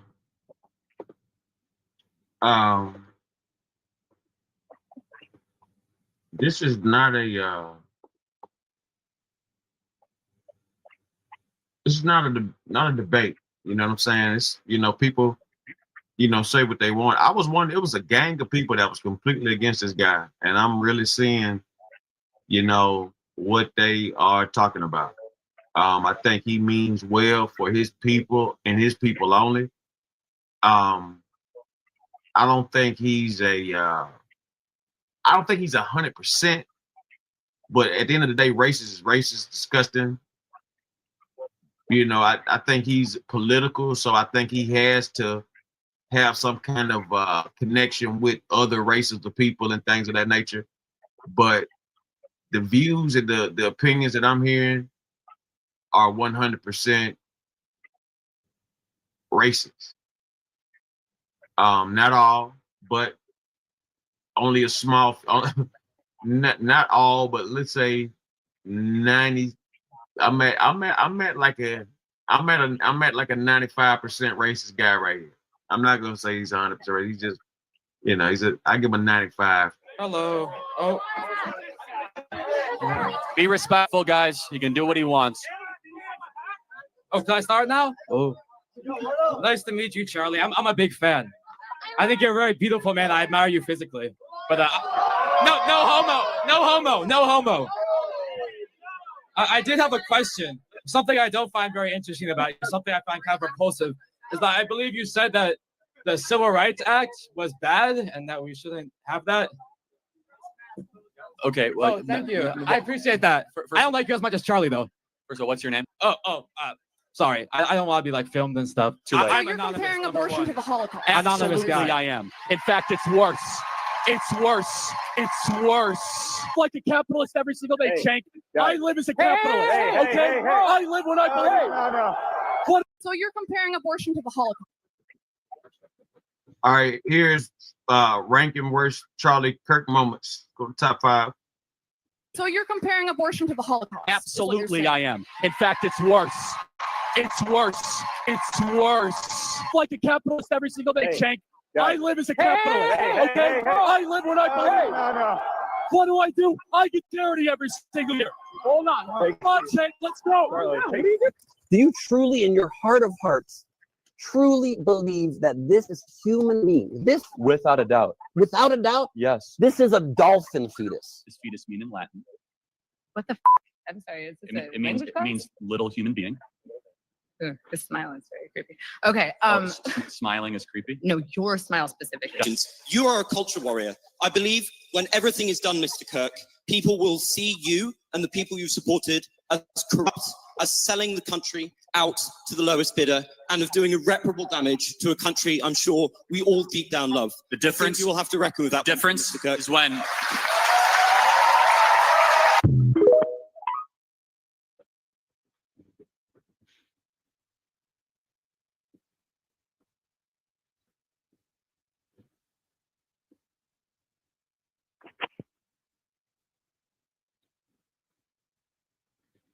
Been really frequently getting the question of, not question, but statements saying like, you're white, you're privileged, you're Christian. How can you argue these things when you don't understand what like an oppressed individual is going through? Thank you for your question. So white privilege is a myth and a lie and should be completely destroyed. It's rooted in racism. It is a racist idea. It is a racist idea. The best people in America are not white people. They're Asian Americans and Indian Americans. So why don't they ever talk about Asian American privilege? Asian Americans were widely discriminated against in the 1940s and 50s. We treated them horribly and put them in internment camps. Then through a series of decades of making good choices, they've now become the richest per capita subracial group in America. I never hear about Asian American privilege. Never hear about people getting so upset that all the Asian Americans are getting the PhDs or the degrees or all the good jobs in California, yet they're trying to target white people. Here comes the basis of it. If they're trying to balkanize this country and break us into different subracial groups, that is the definition of racism. Been really frequently getting the question of, not question, but statements saying like, you're white, you're privileged, you're Christian. How can you argue these things when you don't understand what an oppressed individual is going through? Thank you for your question. So white privilege is a myth and a lie and should be completely destroyed. Okay. Man, there's no telling who was coming at him because he's everywhere. He was shaking. He's ruffling feathers. Have longer sentences for similar crimes, and that's when every other demographic factor is accounted for, like age, income, I guess area within society. So I was wondering what you think about that, particularly because there is that imbalance, and I would regard that as institutional. So, is the quality of their legal representation factored into the study? I can't speak to that because I don't know. It's not. So, for example, if LeBron James committed a crime, he'd have pretty good lawyers, right? Most likely, yeah. Yeah. So maybe it's an income and or legal quality point, not a race point, right? Here's my contention. My contention is the following. There are other reasons to blame disparities other than discrimination, a lot. And one of my biggest learning moments today on campus is how almost everything gets attributed to racism or discrimination. There's a fabulous book I encourage all of you to read. It should be required reading by Black economist Thomas Sowell called Discrimination. It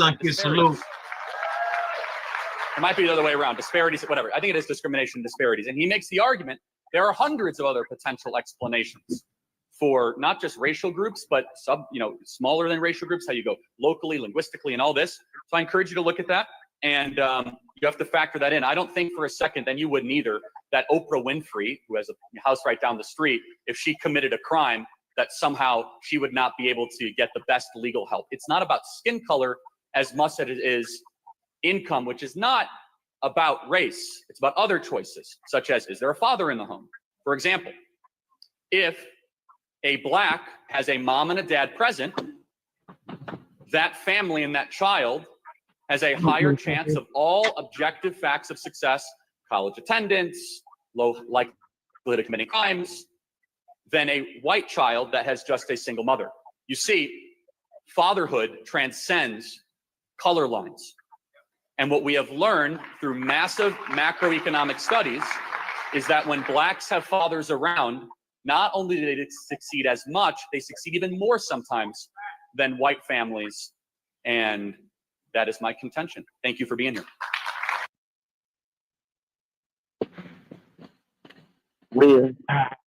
Yeah, he definitely was. He was definitely pro-white. Man, his kids ain't got no daddy, so now what?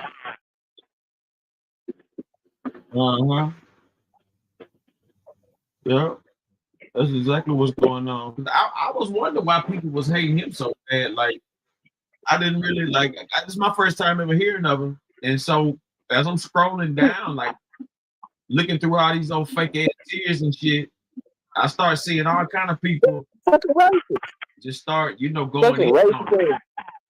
Yeah, he's a fucking racist. He's a racist, no doubt. No doubt. He's a fucking. And he got killed by his own people. And these fucking white folks, he's sitting up here trying to figure it out how they can make this a black issue.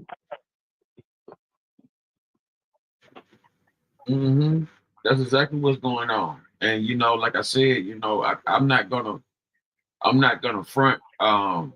Like I said, I'm with. I'm at 95%. I'm gonna be playing until the show's over. So I'm at 95% racist right now. 90, 95. I give them I'm at 95, but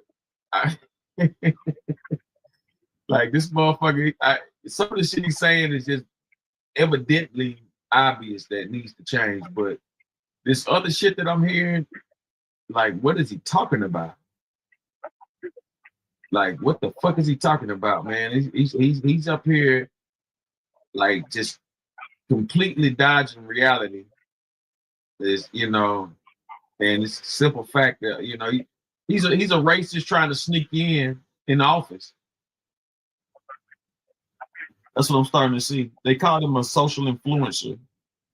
So yeah, he was an influencer. He was all over the internet. I swear to God. I mean, you got to be looking at these weird ass conservative motherfuckers to know some of these people. Okay, yeah, I only follow, as far as right wing and something like that, I only follow Trump. I never heard Trump speak about this guy. Did you hear him speak about it today? I do have. Yeah, I'm gonna get to that too. And then took a flag and hand stamp. Get the fuck out of here. Yeah, I did see something to that degree. Like that's what I was saying. He's merging in racist views with American patriotism, and then he's putting his own sick twist on it. So it's like, he's gonna grab the attention, but at the same time, it's gonna wind up being despicably racist.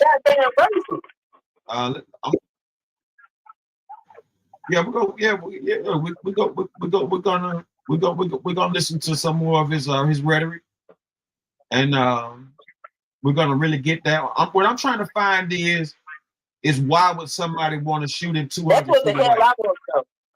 And it's but a lot of, yeah. So that's somebody hired some witches to put a curse on his ass 2 days ago.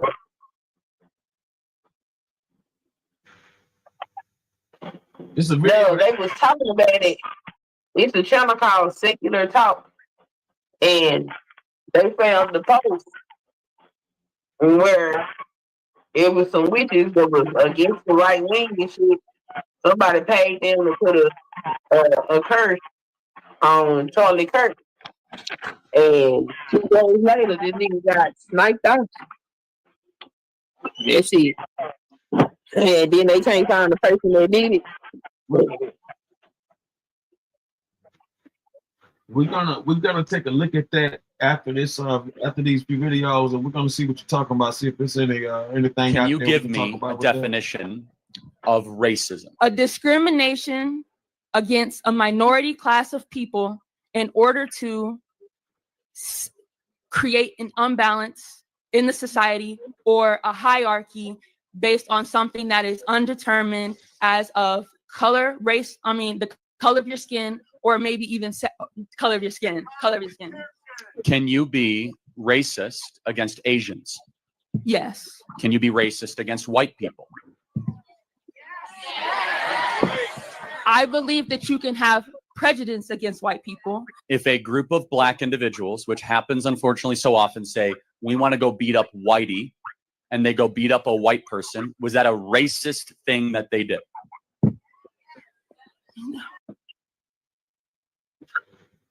Yes.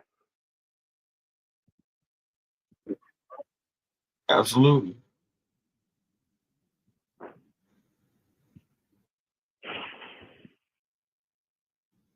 Absolutely. And see, that's what I'm saying. He playing Jedi, man. I would have to ask for further context, but yes.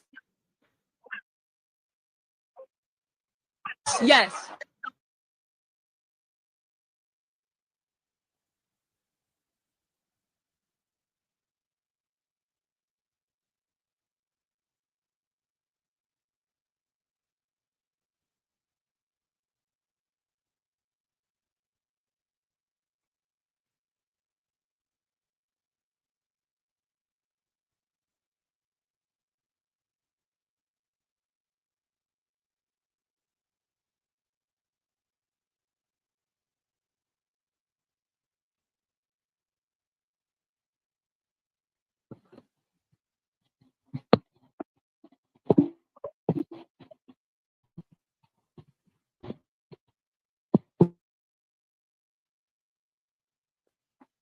Yeah, fill out.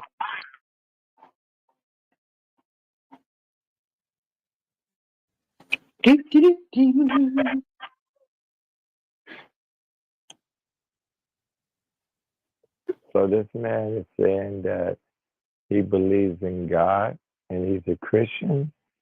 Oh yeah, he's a Christian nationalist.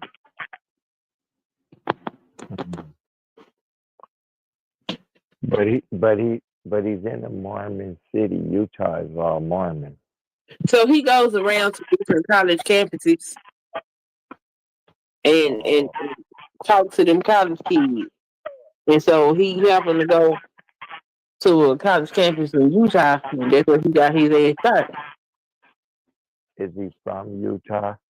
No. Oh wow. Yeah, this crazy.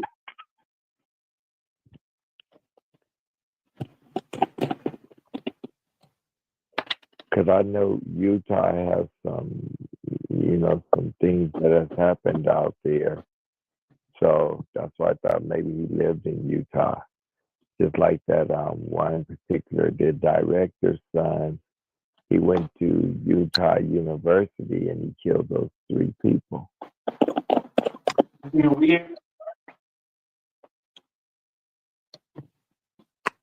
Yeah.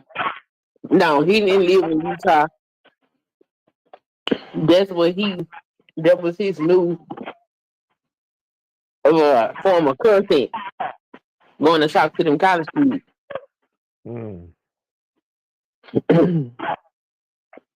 So they don't have the suspect in custody. No, they had got a dude, and they found out that he wasn't the right dude. And so now they on a manhunt to find out who did it. They ain't gonna find the person.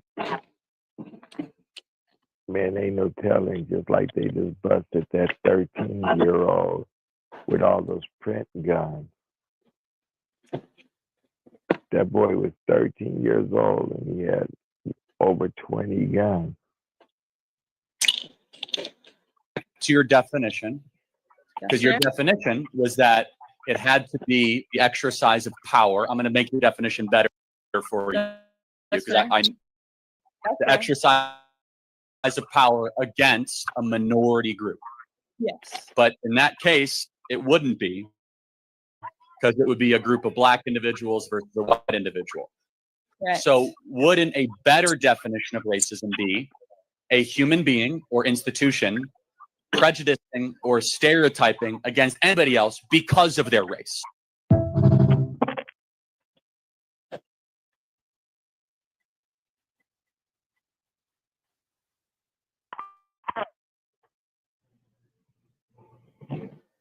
Is my mic messing up?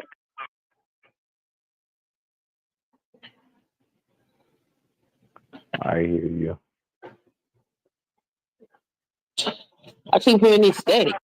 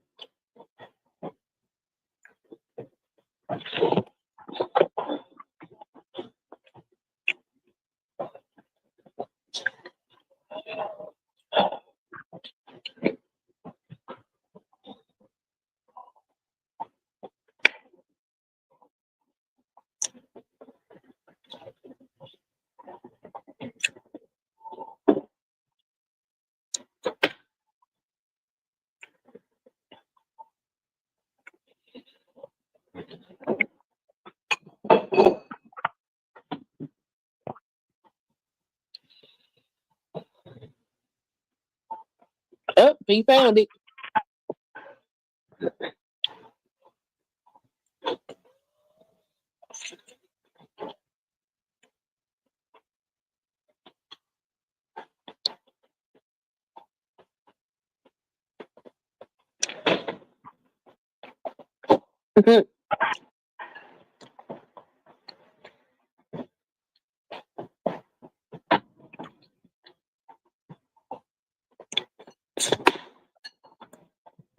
Ooh.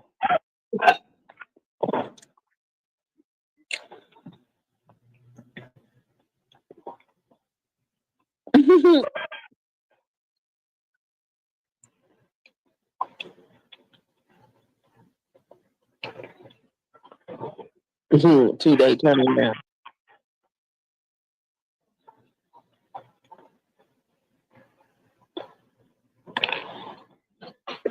Okay.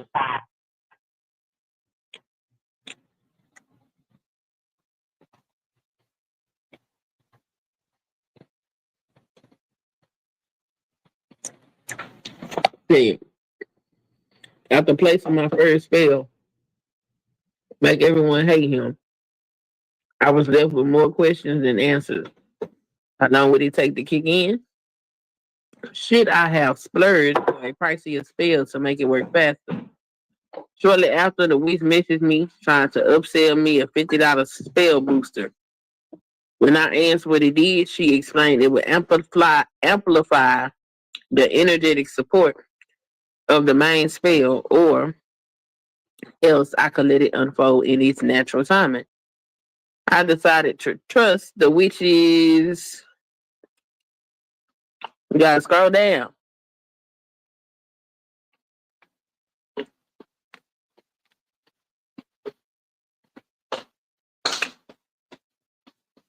I decided to trust the witch's will. What they mean? Is that the end of it? This story was published on September the 8th. Jezebel condemns the shooting of Charlie Kirk in the strongest possible terms.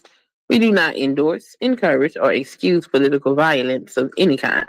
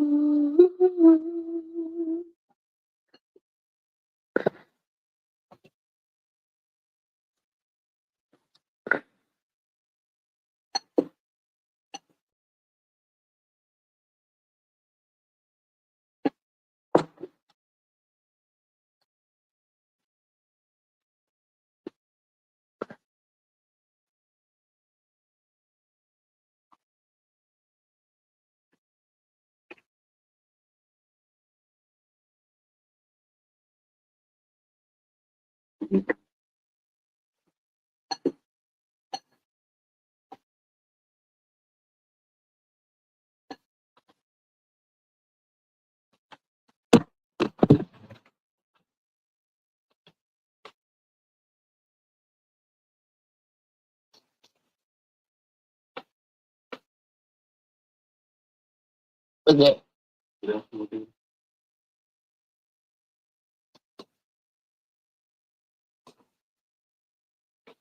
What's your vegetable? I don't remember no vegetable.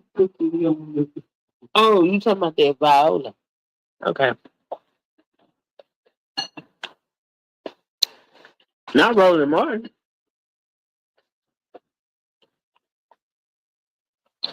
This little punk. I mean, one of the dumbest people, one of the most lightweight individuals you've ever seen, Charlie Kirk, college dropout, this little punk. I mean, one of the dumbest people, one of the most lightweight individuals you've ever seen, Charlie Kirk, college dropout, leads Turning Point USA. A lot of racists have come through Turning Point USA, so their history is very well. So he's been attacking Dr. King. He goes on the show with Sambo himself, Jason Whitlock, as they trash Dr. King. And then Charlie has been going around talking about how we should not be able to, one of the greatest mistakes in history was the 1964 Civil Rights Act. And so my next guest, Pastor Darrell Scott, he has been on the warpath against this little punk. He's been sitting here blasting him left and right. And he also revealed on social media the other day of a quite interesting story, a very interesting story that was stated in the White House. But before I played that, there's this there's just flat out racist named Nick Fuentes. He was the one who had lunch with Donald Trump and Mar-a-Lago with Kanye West. So Nick Fuentes, I mean, just straight up, he's a racist. He's a racist. So he dropped this video praising Charlie Kirk and saying, "Welcome to the white supremacist club." Watch this. Charlie Kirk, as we know, has become a white supremacist, and that's a huge victory. But he remains a Jew lover. he remains a Jew lover, and Yeah, see, that's what I was saying. Hey, I promise you, that's exactly what I was saying. This guy's dead on too. Like, I noticed when we were talking about the reparations, he did not deny the Jews for getting their reparations, but he denied black people for like hundreds of years of oppression and discrimination and suffering, raping and pillaging. Charlie Kirk, you a piece of shit, and this racist motherfucker, he knows it. This a white supremacist sees that you a fucking. Well, Nick Fuentes was on Charlie Kirk's ass before he got killed. Charlie Kirk was avoiding Nick because Nick been on a rampage. Nah, I gotta tune in because this guy right here, at least he's honest. This, like I said, I'm new to this. This is my first time ever hearing of Charlie Kirk. Never heard of him. This is my first time hearing of this guy right here. Never heard of him. And you ain't never heard of Nick Fuentes? No, ma'am. Oh wow. Nick Fuentes is a racist to his damn soul. But he is also a government conspiracy theorist. And a lot of the shit that he say make a whole lot of sense when it comes to the shady and shit that they're doing. And so he's been going after all these different conservatives. He roasted Candace Owens' ass. He roasted what's his name? That police officer that's always talking shit about black people. The black dude, the cooning ass motherfucker with slow talking.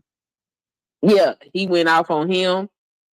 And he was going after Charlie Kirk, but Charlie Kirk was avoiding him. So yeah, Nick on all their ass.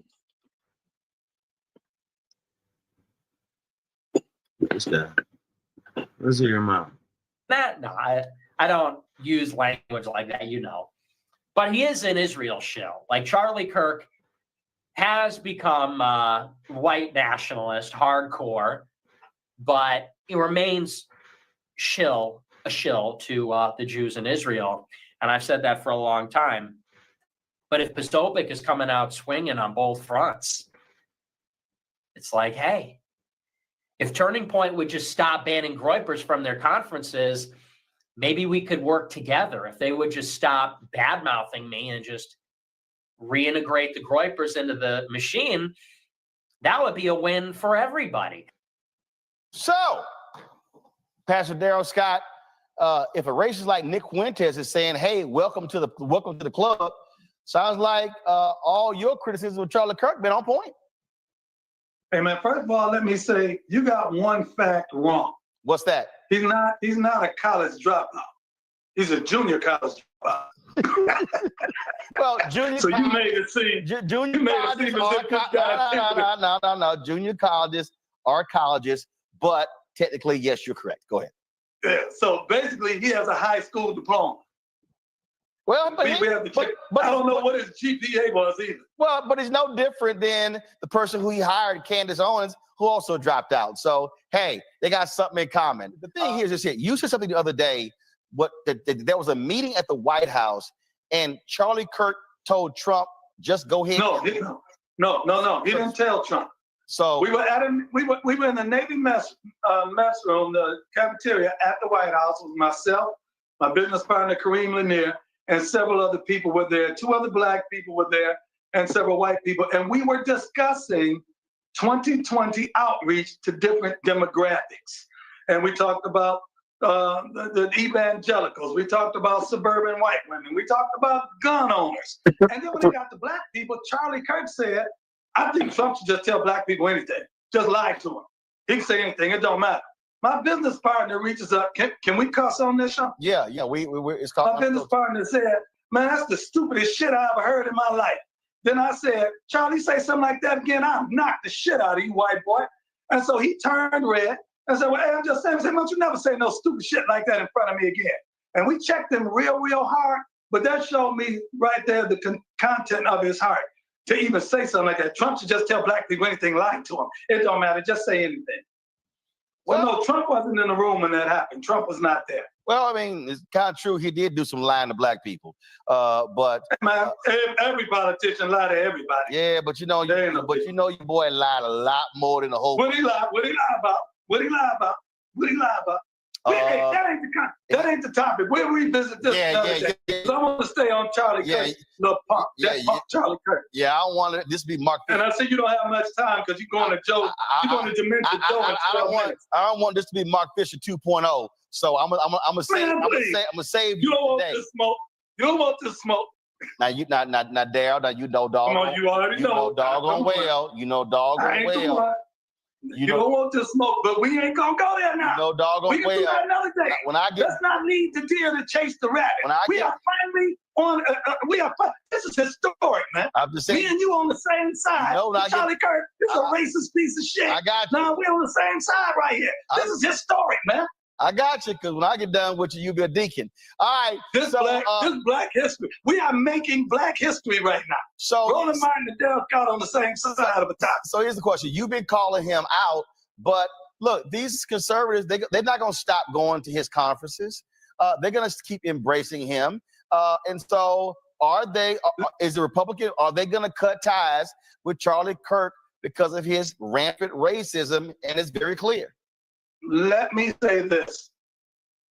A number of high-ranking people in the Republican Party are definitely on my side in this conflict. And it's something that they feel is long overdue. Charlie Kirk, what he does, he says what he says unchallenged, and he'll wait a few days and it'll be a little bit of dust up on social media and he'll ignore it and let it go away. But I'm not the one. I'm not like that. That's not me. I'm sick of it. I'm sick of this shit. And so as a result, I don't plan on stopping anytime soon. See, here's the thing. This is a money-making opportunity for him. You know and I know that right now in America, there is not a lot of hostile racial tension between blacks and whites. We're not rioting against each other. We're not picking at each other. We're not openly hostile. You know, people have their own personal feelings, but there's not a lot of racial tension. He probably made more of Black Lives Matter protests than Black Lives Matter does. Because when he says, I need to save America, in order to save America, I have to be the hero. For me to be a hero, there has to be a villain.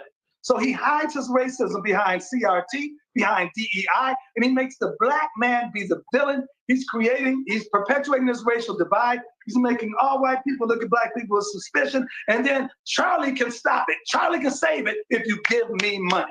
And so it's all part of this hustle. But ain't nobody going for that bull crap. Reese, you got a question? I think that was well broke down. And like I said, I've never heard of Charlie Kirk till now. That's why I was giving him the benefit of the doubt. I even wrote a decent article on Charlie Kirk on one of my social media sites. It's in the description. If you pay attention to the description, if you guys read the description, for those who read descriptions. Charlie Kirk, man, now that I'm knowing who this, like hearing some of this guy and knowing, getting familiar, these two brothers got him, jammed up. Got to, definitely know who they're talking about. I had no idea this guy was even around. Like this is despicable. But we're gonna give him his just due. You want to ask a question? Yes, Pastor Scott, respectfully, I'm curious with the Republican Party's turn to naked white nationalism, is this speaking out against Charlie Kirk more about self-preservation for your role? Because as far as I understand, you're still on the Trump train for 2024, right? So obviously, if they don't need black people for Trump, if they have the Charlie Kirks and the Candace Owens, who is black, to be fair, and the Nick Fuentes that are gaining increasing power in the Republican Party. All right, first of all, the Republican Party is not shifting to white nationalism. The majority No, it's of not the shifting. Republican Party. I said it's embracing naked white nationalism. No, it's not. You know why? No. What's happening? I think I'm revealing to them some aspects or causing them to think in ways they didn't think before. See, once again, they're masking their racism behind political terms, and so they're making DEI an issue and they're making CRT an issue when it's reality. It's simple racism. Let me say this about the Nick Fuentes. I talked to President Trump about the Nick Fuentes issue. He didn't know that guy.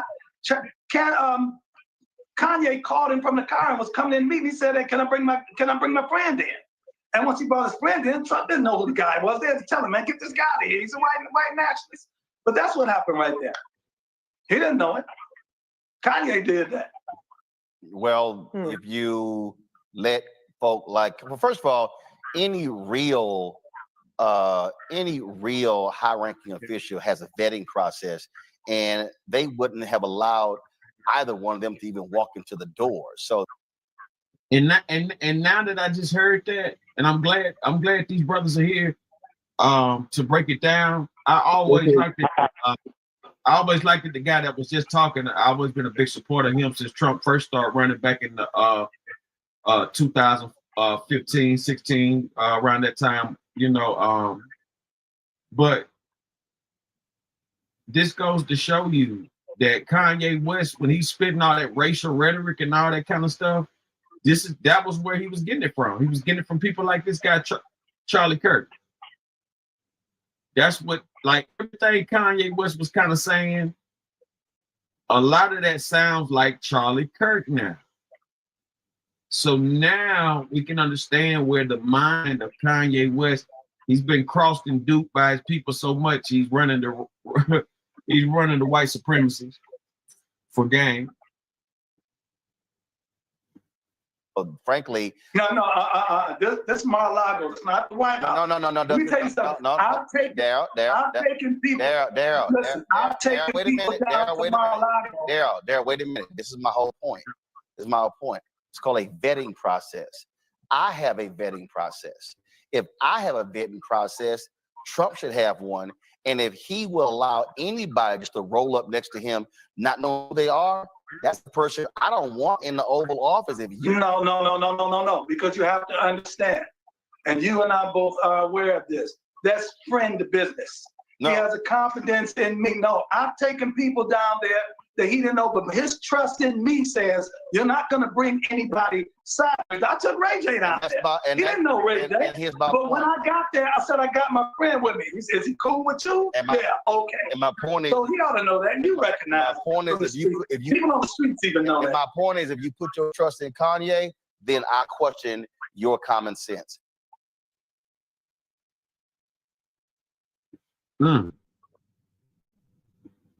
Well said, Roland. This one might be one of your best shows. Dr. Daryl Scott is one of my favorite guys, man. He didn't really get too much name recognition, but he got a lot of facial recognition and a lot of verbal talk, that was out there. He's definitely on the right page for Black men. I agree with that. He's a Trump supporter. He sees through the bull. And the fact that he's saying everything that I didn't know and can agree with about this guy lets me know that he's on point and on time. I wound up finding more footage that I want to show you. A thread from the racist who's dead, Charlie Kirk. Let's go to this. End up as a or a criminal. And It's why not do a you think that's racism a problem. problem? It's not a white supremacy. What percentage of blacks have a father around when they're raised? I'm not sure. 20%.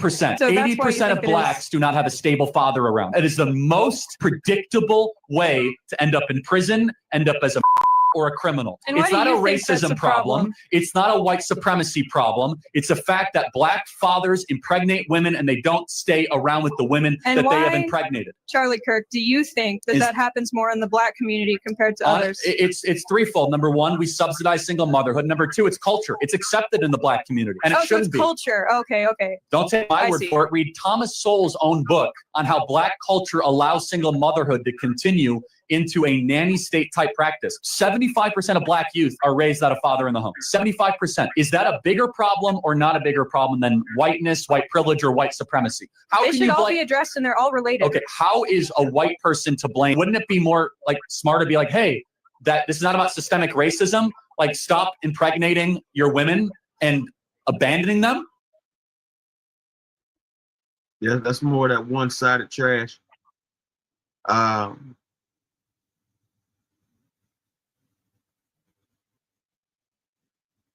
This guy is definitely a white supremacist. Let's go to Charlie Kirk says black people were better off in slavery and subjugation before the 1940s. This shows they were actually better in the 1940s. It was bad. It was evil. But what happened? Something changed. They committed less crimes. Maybe they were less fra- afraid. I mean, 4,000 Black men, women, and children were killed Okay, so in that's- violent that's your- lynch okay, mobs. that's your explanation. But I guess, Racial so, but terror black- permeated black- American culture for hundreds of years. Black America is You don't worse than think it has been that in the last affected 80 years. the generational psyche of an entire group of people? Well, I'm sure it did. I'm not discounting that. I'm just, it shows they were actually better in the 1940s. It was bad. It was evil. But what happened? Something changed.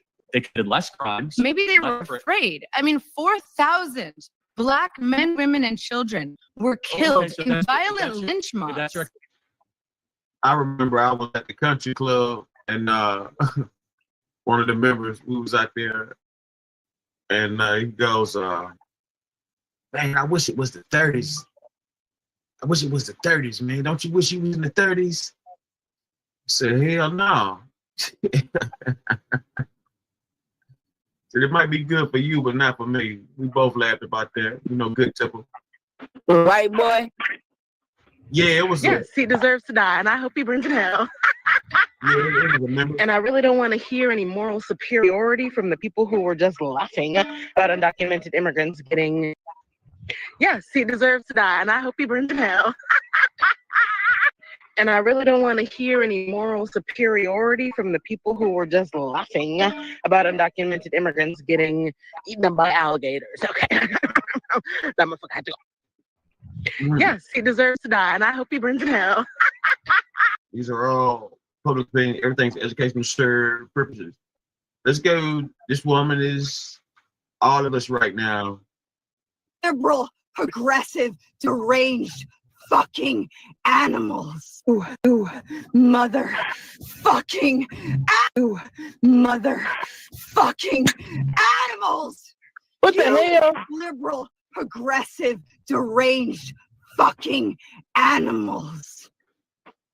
You are so hateful in your hearts to go out and shoot a young man who's never hurted anyone with Christian values, a young, beautiful family, a father, a husband, a friend, a son.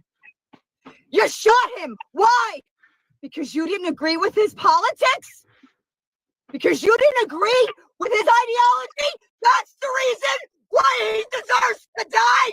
You fucking animals! You mother fucking animals!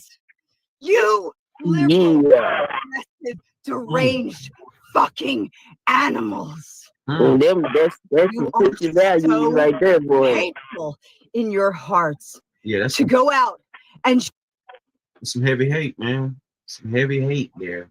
That's how they behave, and they think that shit, yo, we're Christian. Bitch, no, you not. You a fucking rapist. That's what I was saying. You know, people use Christianity to torture and maim other people. It's crazy. That's a whole genre of white supremacy. They call it Christian nationalism. When you look at shit like Project 2025, them the motherfuckers that's behind that shit.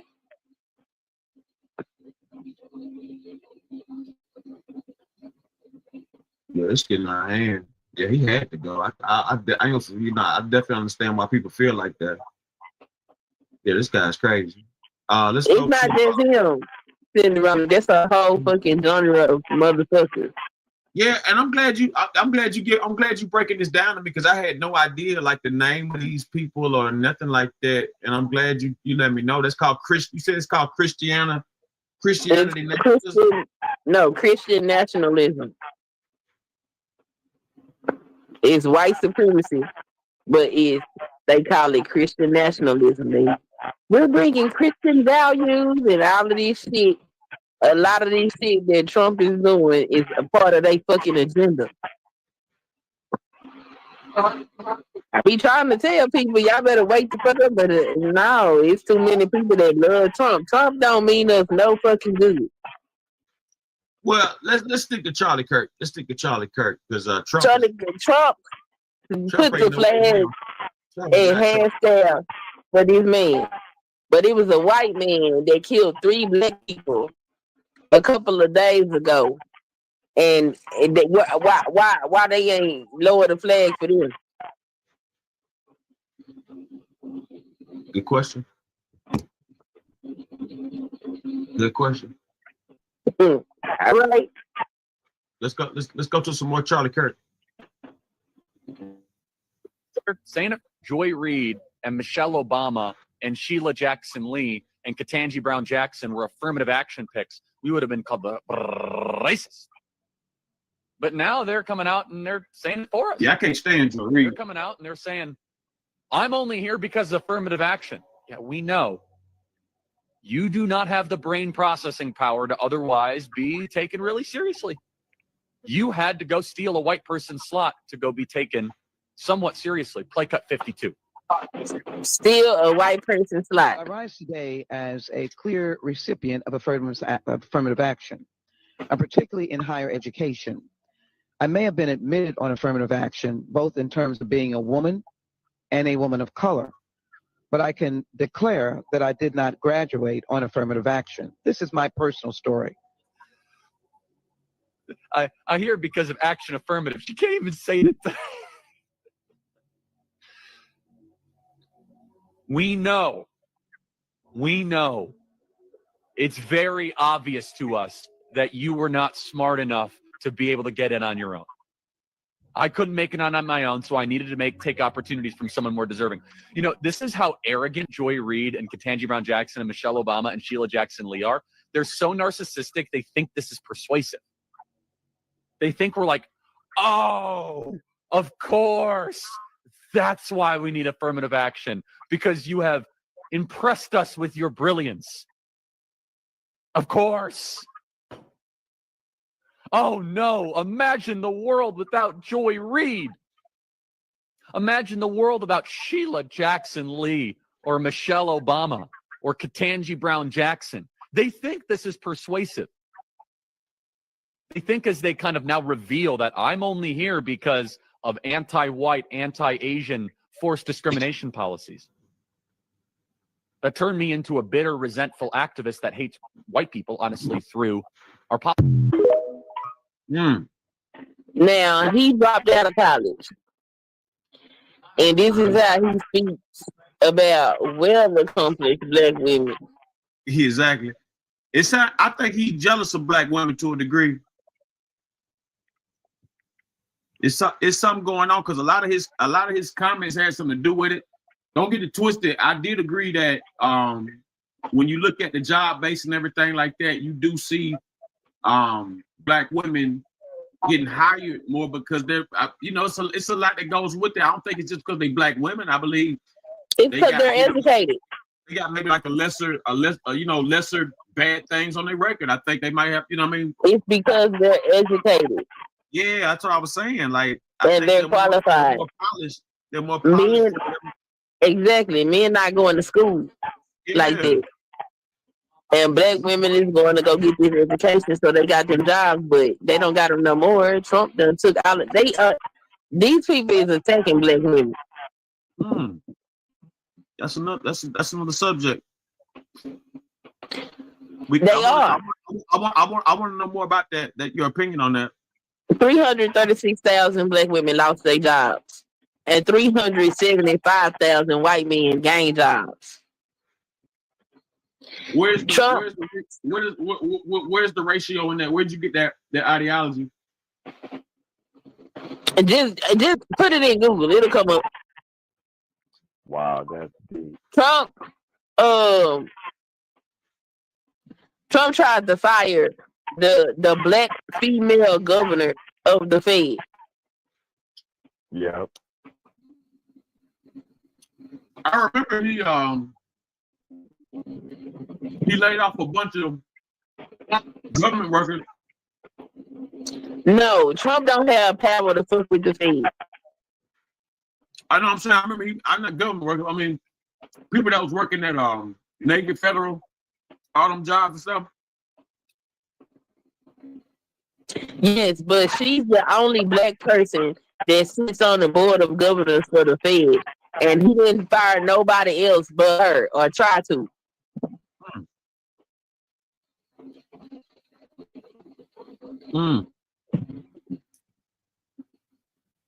Let's go to some more Charlie Kirk. And don't run with it, bro. It's just mental health shit. Now you gave motherfuckers the ultimate reason to pop off because you took out the ultimate right there, but you literally have idiots, demented fucking demon ass bitches out here supporting the shit, dog. So y'all die on that sword, bro. Y'all keep barking that shit. Y'all keep talking that shit. Y'all are giving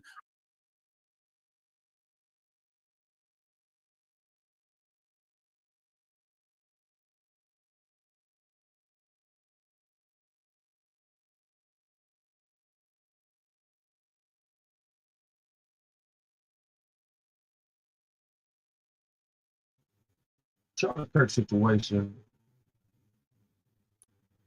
all in summed up. This guy was a speaker who used his platform to degrade, demean, and disrespect others. Salute to the chat. Stop to everybody tuning in. Hit that like button, subscribe button, add button, follow button. Congratulations, Terrence Crawford, on his win. But we gotta look at this Charlie Kirk dude for what it is. This is another individual who's played the system. This is another individual who had no sympathy for others. He made racial statements towards blacks, trans, Latinos, Asians. He was really jealous of Asians. I mean, he was really jealous of Asians.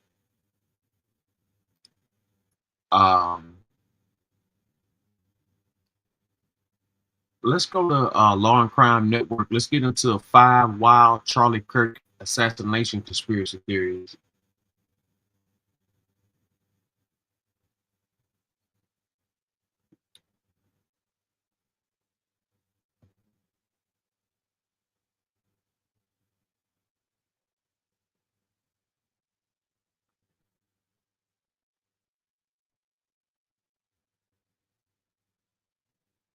And there is one person responsible for what happened here. And that person is now in custody and will be charged soon and will be held accountable. After an over 30-hour manhunt, authorities say they've got the man who shot and killed political activist Charlie Kirk on the campus of Utah Valley University. Because as the frantic search was ramping up, there has been a lot of chatter and misinformation and theories surrounding Charlie Kirk's death. We're taking some time to discuss some of these theories that have been spreading quite quickly online and in the media, as well as brand new information on the suspect. Welcome to Sidebar, presented by Law and Crime. I'm Jesse Weber. Federal and state authorities in Utah say they have arrested the gunman, the man who allegedly took the life of political activist and media personality Charlie Kirk, identifying him during a news conference this morning as 22-year-old Tyler Robinson, who actually, by the way, lived hours away from Utah Valley University. But authorities say he is the man. They say he is the one who brought a bolt-action rifle to the top of a campus building and fired one shot at Kirk, who, by the way, was speaking in this debate-style event in front of thousands of people. That bullet, and I'm sure you've seen the videos, that bullet hit Kirk in the neck. He was rushed to a hospital, but the married father of 2 young children was pronounced dead at just 31 years old. Good morning, ladies and gentlemen. We got him. On the evening of September 11th, a family member of Tyler Robinson reached out to a family friend who contacted the Washington County Sheriff's Office with information that Robinson had confessed to them or implied that he had committed the incident. Robinson, he was taken into custody around 10 p.m. He was booked into jail. According to FBI Director Kash Patel, after surveillance images and video of this suspect was released to the public, they received thousands of leads. While he said that they're going to follow up on all those leads, even though there's an arrest, there are still so many theories about what happened here. And you wonder, is it really going to quiet that conversation? We're talking misunderstandings. We're talking misinformation. We're talking up conspiracy theories, general theories. That is what we want to get into right now, because even with someone in custody, a lot of these theories, I wonder, will they continue to circulate? You know that there's going to be people who say, oh, this is just the fall guy. There's something bigger here. Maybe there's other people involved. Now, you know, we've been on top of the story from the very beginning, and we are able to do that because of the incredible support that we get from our sponsor, Morgan & Morgan. This is America's largest injury law firm. This is a firm with over 1,000 attorneys. You know why they're so big? Because they win a lot. They have recovered over $25 billion for more than 500,000 clients. Think about that. In the past few months, a client in Florida received $12 million after the insurance company offered just $350,000. Out in Pennsylvania, a client was awarded $26 million. That is 40 times the insurer's $650,000 offer. You have another client in Pennsylvania who received $29 million after being offered only $500,000. And even if you think your case isn't worth millions of dollars, why not just start a claim and fight for what you deserve? Morgan & Morgan, they make it so simple. You can start a claim from your phone in just 8 clicks. So if you're injured, you can easily start a claim at forthepeople.com/LC sidebar by clicking the link below or scanning the QR code on screen. So I want to start with the shooting itself. This is a big one. You probably saw this too. The white hat guy, right? Let's take a look. Do you know how many mass shooters there have been in America over the last 10 years? Counting or not counting gang violence? Now, you see him standing behind Charlie Kirk. So it appears that he touches his hat, then his ear, and then it's followed by a guy right next to him in black who puts his arm out and touches it. Now, that appears to be one of Charlie Kirk's security members. And then right there, right then, that is when Charlie Kirk is shot. So the theory is, were they signaling the shooter? That is a conversation that has been happening online. I mean, look, it is strange and it is weird that out of all topics and out of all times for Kirk to be shot, he's talking about gun violence, talking about transgender people being shooters, and the last word he says before he's shot, the word is violence. It's creepy. It's chilling. It's strange. Now, I will say it appears when you look at another video, another angle, those two individuals, when the shot is fired, they look legitimately shocked. I think there's an argument there. They seem to be surprised by the gunfire. And the argument is, right, they're actually in the line of fire too. Now, it does bring up something else. It brings up the issue about whether or not multiple people could in fact be involved. We heard what President Donald Trump said on Wednesday. My administration will find each and every one of those who contributed to this atrocity and to other political violence, including the organizations that fund it and support it, as well as those who go after our judges, law enforcement officials, and everyone else who brings order to our country. I actually asked former CIA and FBI agent Tracy Walder about this before the arrest of Robinson. Take a look. Do you think this is a situation where it was one person acting alone, or do you think it was coordinated and there was some help? I mean, we don't know at this point. I've seen a lot of people talking online about what may or may not have happened. From your perspective, we talked about how it might have been planned. Would you suspect that there could be multiple people involved? So I think so, but not in the sense that you may think, Jesse. Okay. So what I actually think is there are these, well, they're from Telegram subchannels, those kinds of things on social media where individuals talk about this kind of thing and talk about this kind of violence. So I 100% think that there were individuals in this chat room assisting this person, goading this person on, wanting them to do it, because that absolutely exists in this internet subculture. So that's where I think these accomplices came from, and that's what ultimately needs to be shut down. Got to talk about something else with the shooting too. So there are certain angles of the shot where there is a belief that Charlie Kirk was shot in the chest, but the bullet ricocheted off of what people believe was him wearing a bulletproof vest, and then it struck him in the neck. Now, according to the BBC, neither the FBI nor Turning Point USA, which Kirk co-founded, neither confirmed whether he was wearing a vest that day. It is interesting, though, because the Daily Mail spoke with Chris Herzog, who is apparently the owner of the Bodyguard Group of Beverly Hills, a private security firm. Herzog claims he spoke with Charlie Kirk during a rally at California State University several months before and warned him that he would be killed at one of these rallies or events unless he took the proper precautions. Now, Herzog's colleague, Mark Wilson, also claims that he spoke with Kirk, telling the Daily Mail, we're huge Turning Point fans, being conservatives, and we discussed the lack of security because he's up close with these nutcase kids and doesn't appear that he even wears a bulletproof vest. It's super sad what has happened. However, based on the reporting, based on the analysis, it does seem, by most indications, that he was shot directly in the neck. Actually, again, here's what Tracy Walder had to say about that. I think we want to think that this is some kind of a trained assassin. You know, maybe we see that in movies and that's something that we want to see. But the reality is a 200-yard shot, which is about what this is. Again, I don't have the exact data, but a 200-yard shot I believe he was probably aiming for the head, came in a little bit low, but again, I don't know for sure. This is someone who is familiar, obviously, with weapons. There's no question. I don't think if you've never held a weapon before, you would be able to do that. But this is someone that probably had a scope attached, had been sitting there for a few minutes, got the target in their sights and got off that shot. So I think it's someone who is moderately to highly familiar with weapons, but not some kind of a trained assassin. Now, if you were talking about 600 yards or more, sure. But I don't feel that that's far enough for this to be some kind of a sharpshooter.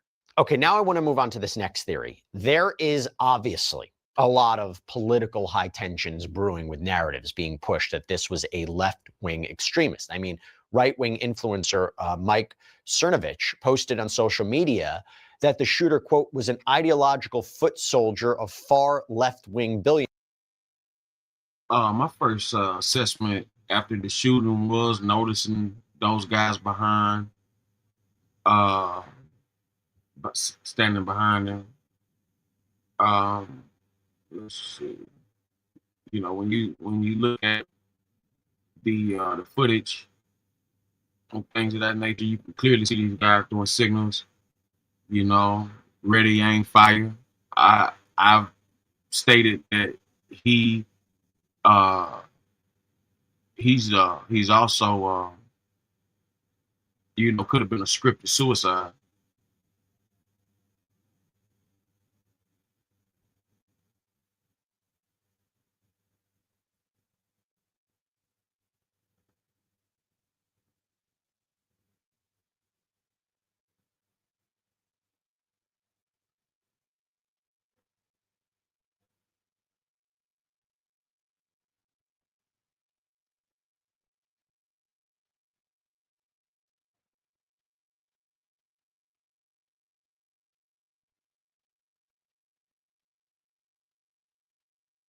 Let's go down. Let's see.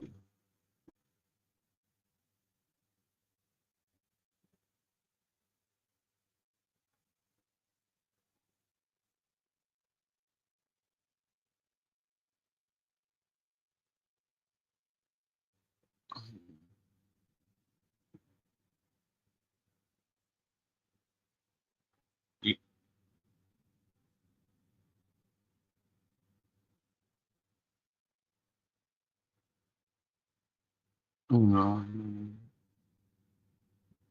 it's not an opinion you can put on this guy.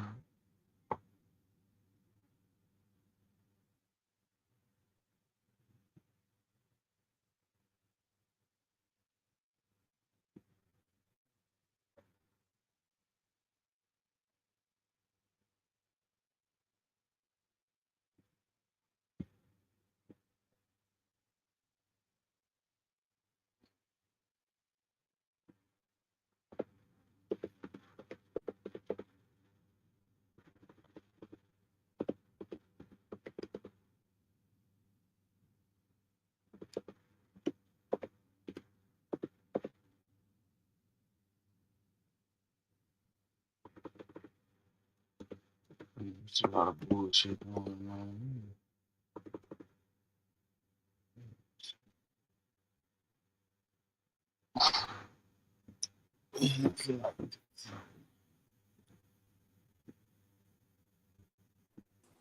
Jay Green. Whoa. Salute, brother. Salute. Yeah, man, they trying to make a mockery out of this situation. What's that? With this Charlie Kirk. Man, it might well go it on. Yeah, I don't understand. I'm trying to figure out who the fuck the dude was a social influencer. I'm trying to figure out why he getting all this government treatment. Because he was friends with Donald Trump.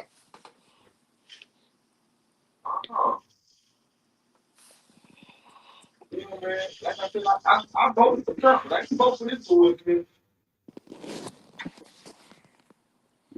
I mean, it's a lot of us who voted for Trump that didn't vote for the rest that came along with it, you know? Yeah, I'm starting to see that. You know what I'm saying? Because I mean, this shit right here is beyond me. You know what I'm saying? I mean, when we think about, you know, real influencers and things of that nature, these people really got out there, marched, walked, you know, hundreds of miles, man. You understand what I'm saying? You know, even the presidents back then put in a whole lot more work than what these motherfuckers doing now. This shit just, you know, they trying to take a cheap way out to make this dude a martyr, and they using this shit as a prime as a prime way to do it. I personally think it was a self-scripted suicide. I wouldn't be surprised. Yeah, I think it was a self-scripted suicide. I think he was in on it. He knew it was gonna happen. They told him we're gonna hit you in the chest. That's why I wear the vest. And that motherfucker tipped up and knocked him in the neck or so. You know, I'm just not convinced that this dude is the best thing that we had to hear.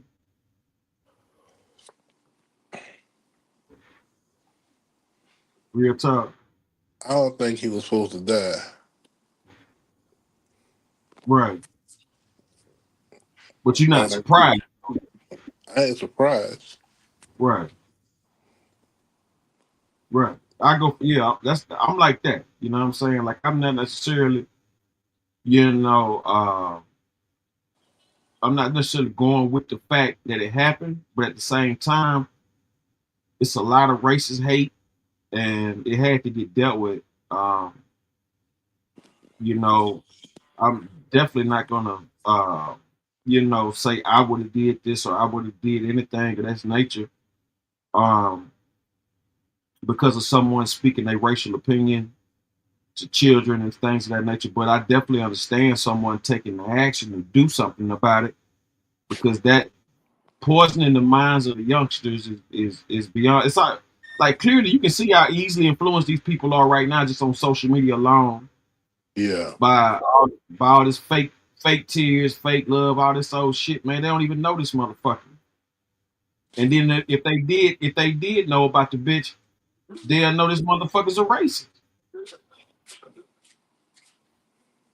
I mean, this shit is clear. I mean, it don't take all year long when all the shit is in documentation, recorded and everything.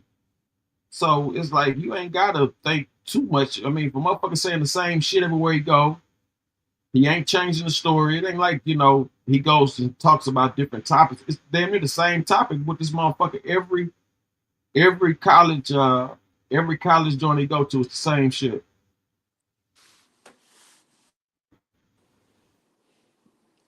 Because college students are still in an influenceable state.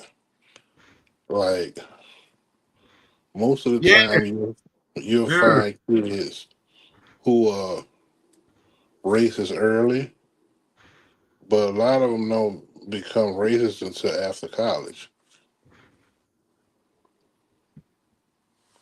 Something happens on them jobs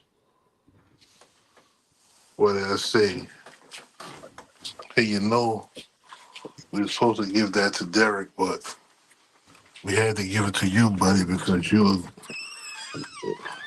good white Christian.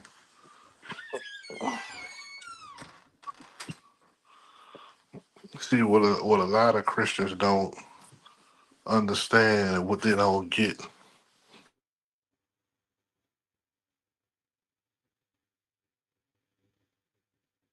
Good white Christians. Right. When I try to tell people about Christianity, like everything about Christianity is against black people. But the black people gonna say, oh no, God work in mysterious ways, or God do this or God do that. But God said,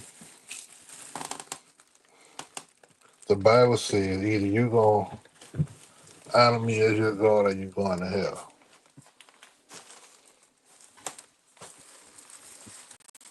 And by honoring me as your God, you're gonna take everything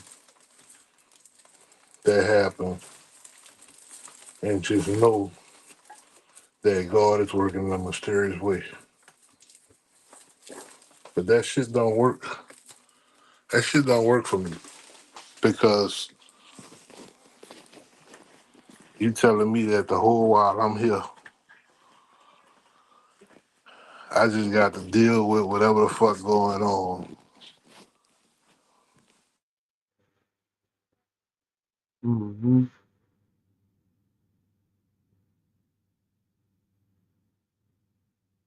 Yeah, things. Yeah. People change through different situations, you know. Yeah. That's just how it go. People definitely change through different situations, man. Um, I'm trying to figure out where all this white fatigue, man. You know what I'm saying? The things of that nature, things get paired up even to a quarter percent, because it's still one sided now. But when things get paired up, even to a percentage, motherfuckers complaining, doing saying all this whole ass shit, doing all this old weird shit, man. There is no reason for anybody black to be feeling so emotionally attached to this piece of shit.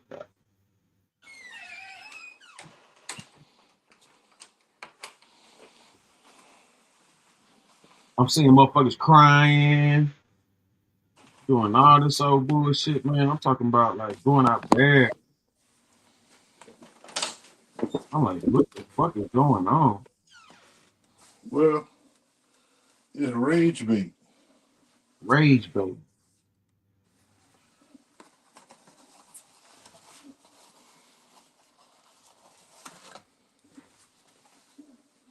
They had to do something to piss everybody off.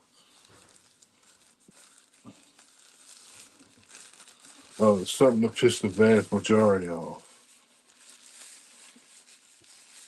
Hmm.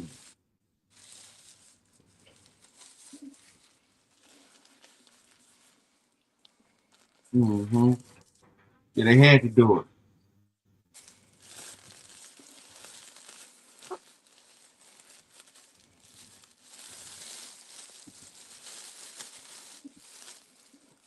Yeah, they had to do it. Like I said, he knew he could never be president. He knew he wasn't gonna get that far because he already crossed over too much. Like I said, I'm not surprised. I'm not surprised. I won't be surprised if this was a script. This was all scripted.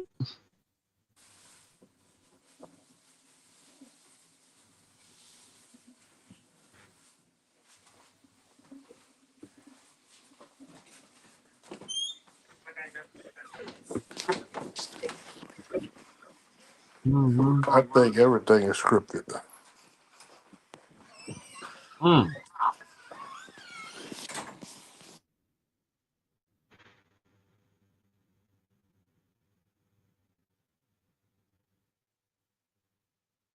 I can believe that.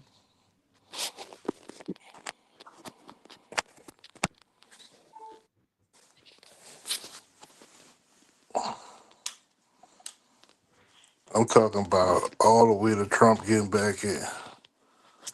Even though, like you said, I voted for him, Mm-hmm. but I don't think if I didn't,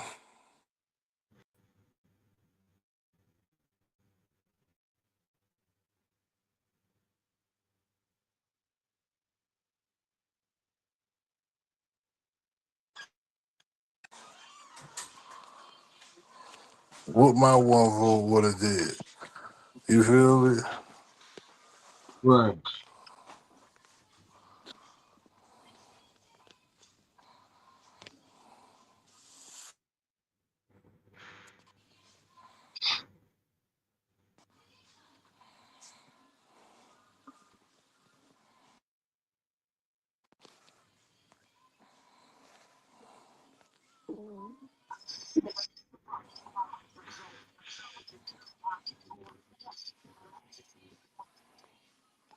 Yeah, man, it get real cryptic, man. You know, man, I really feel like for them to be pushing this type of, you know, brainwashing, you know, hate shit.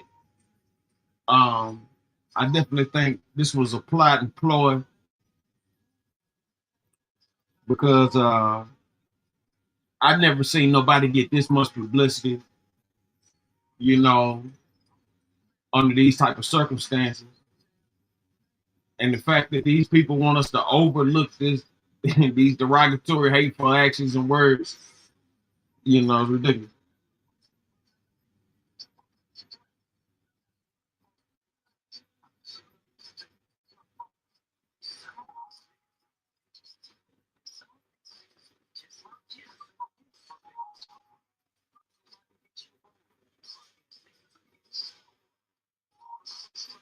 You did.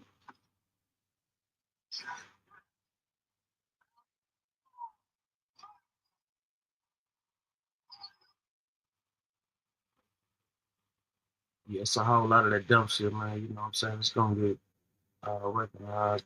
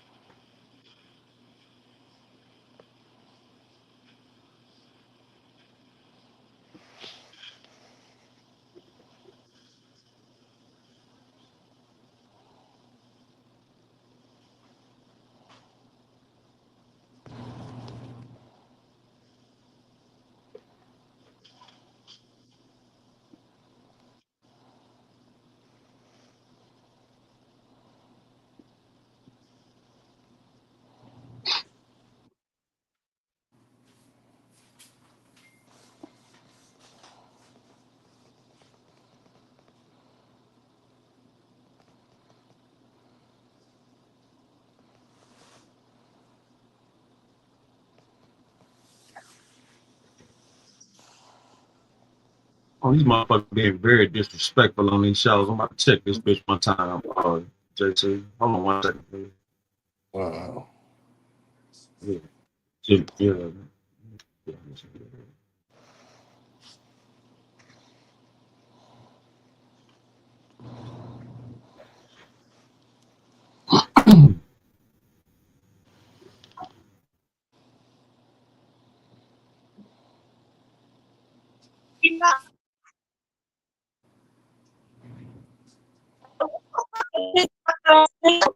Ass nigga, monkey ass fucking nigga, you a fucking bitch. Hey, man. Hold on, man. Say,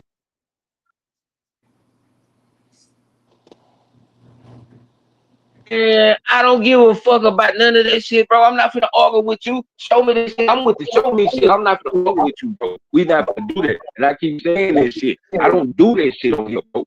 Y'all do that shit over there, bro. I don't do this motherfucking bullshit, my nigga. I don't, bro. I'm really with the shit, bro. For real, I am, bro. Yeah, for real. I'm not one of these bitch ass niggas around here, bro. Go play with the other niggas, bro. Man, hey, man, let it be weak then, nigga. And just like you were looking weak with that bitch ass mask on your face, nigga. All you gotta do is answer the question. Them niggas talking about you, nigga. Your bitch ass on. All you niggas do is talk and bump. Please, when y'all come to Houston, I put it on my mama's soul, nigga, and I go live. And I'm gonna show you this blood shit, nigga. You fucking with the right nigga. You bitch ass niggas don't do nothing but talk. I swear to God, and I put that on my soul. And that for every one of you niggas that I see.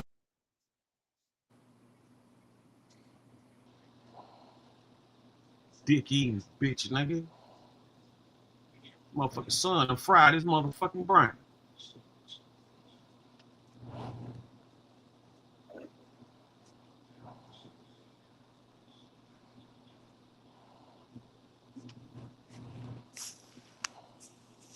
All right, here we go. Back to Charlie Kirk.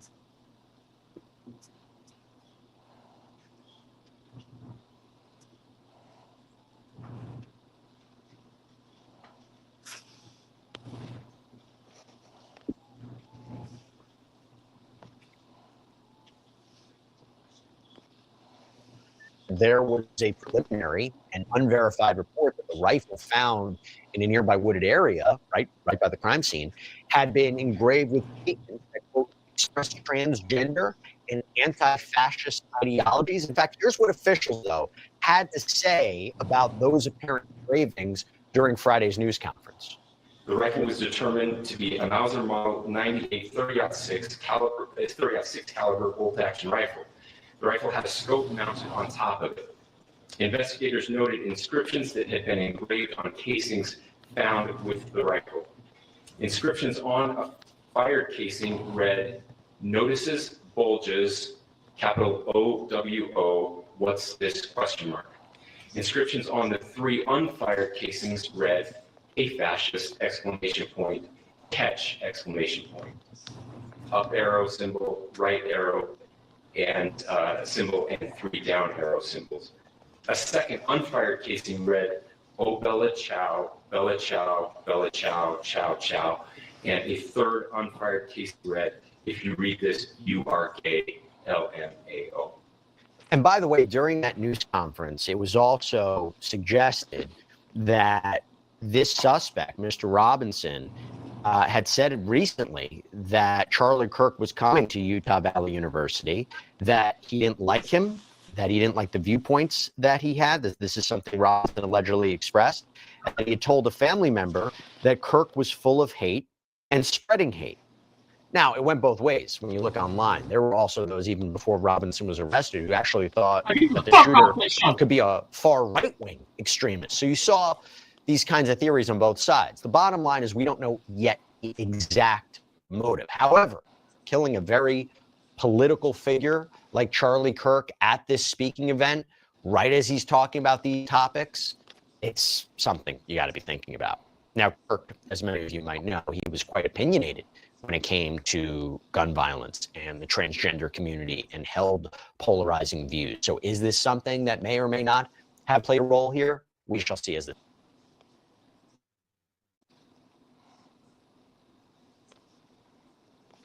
develops.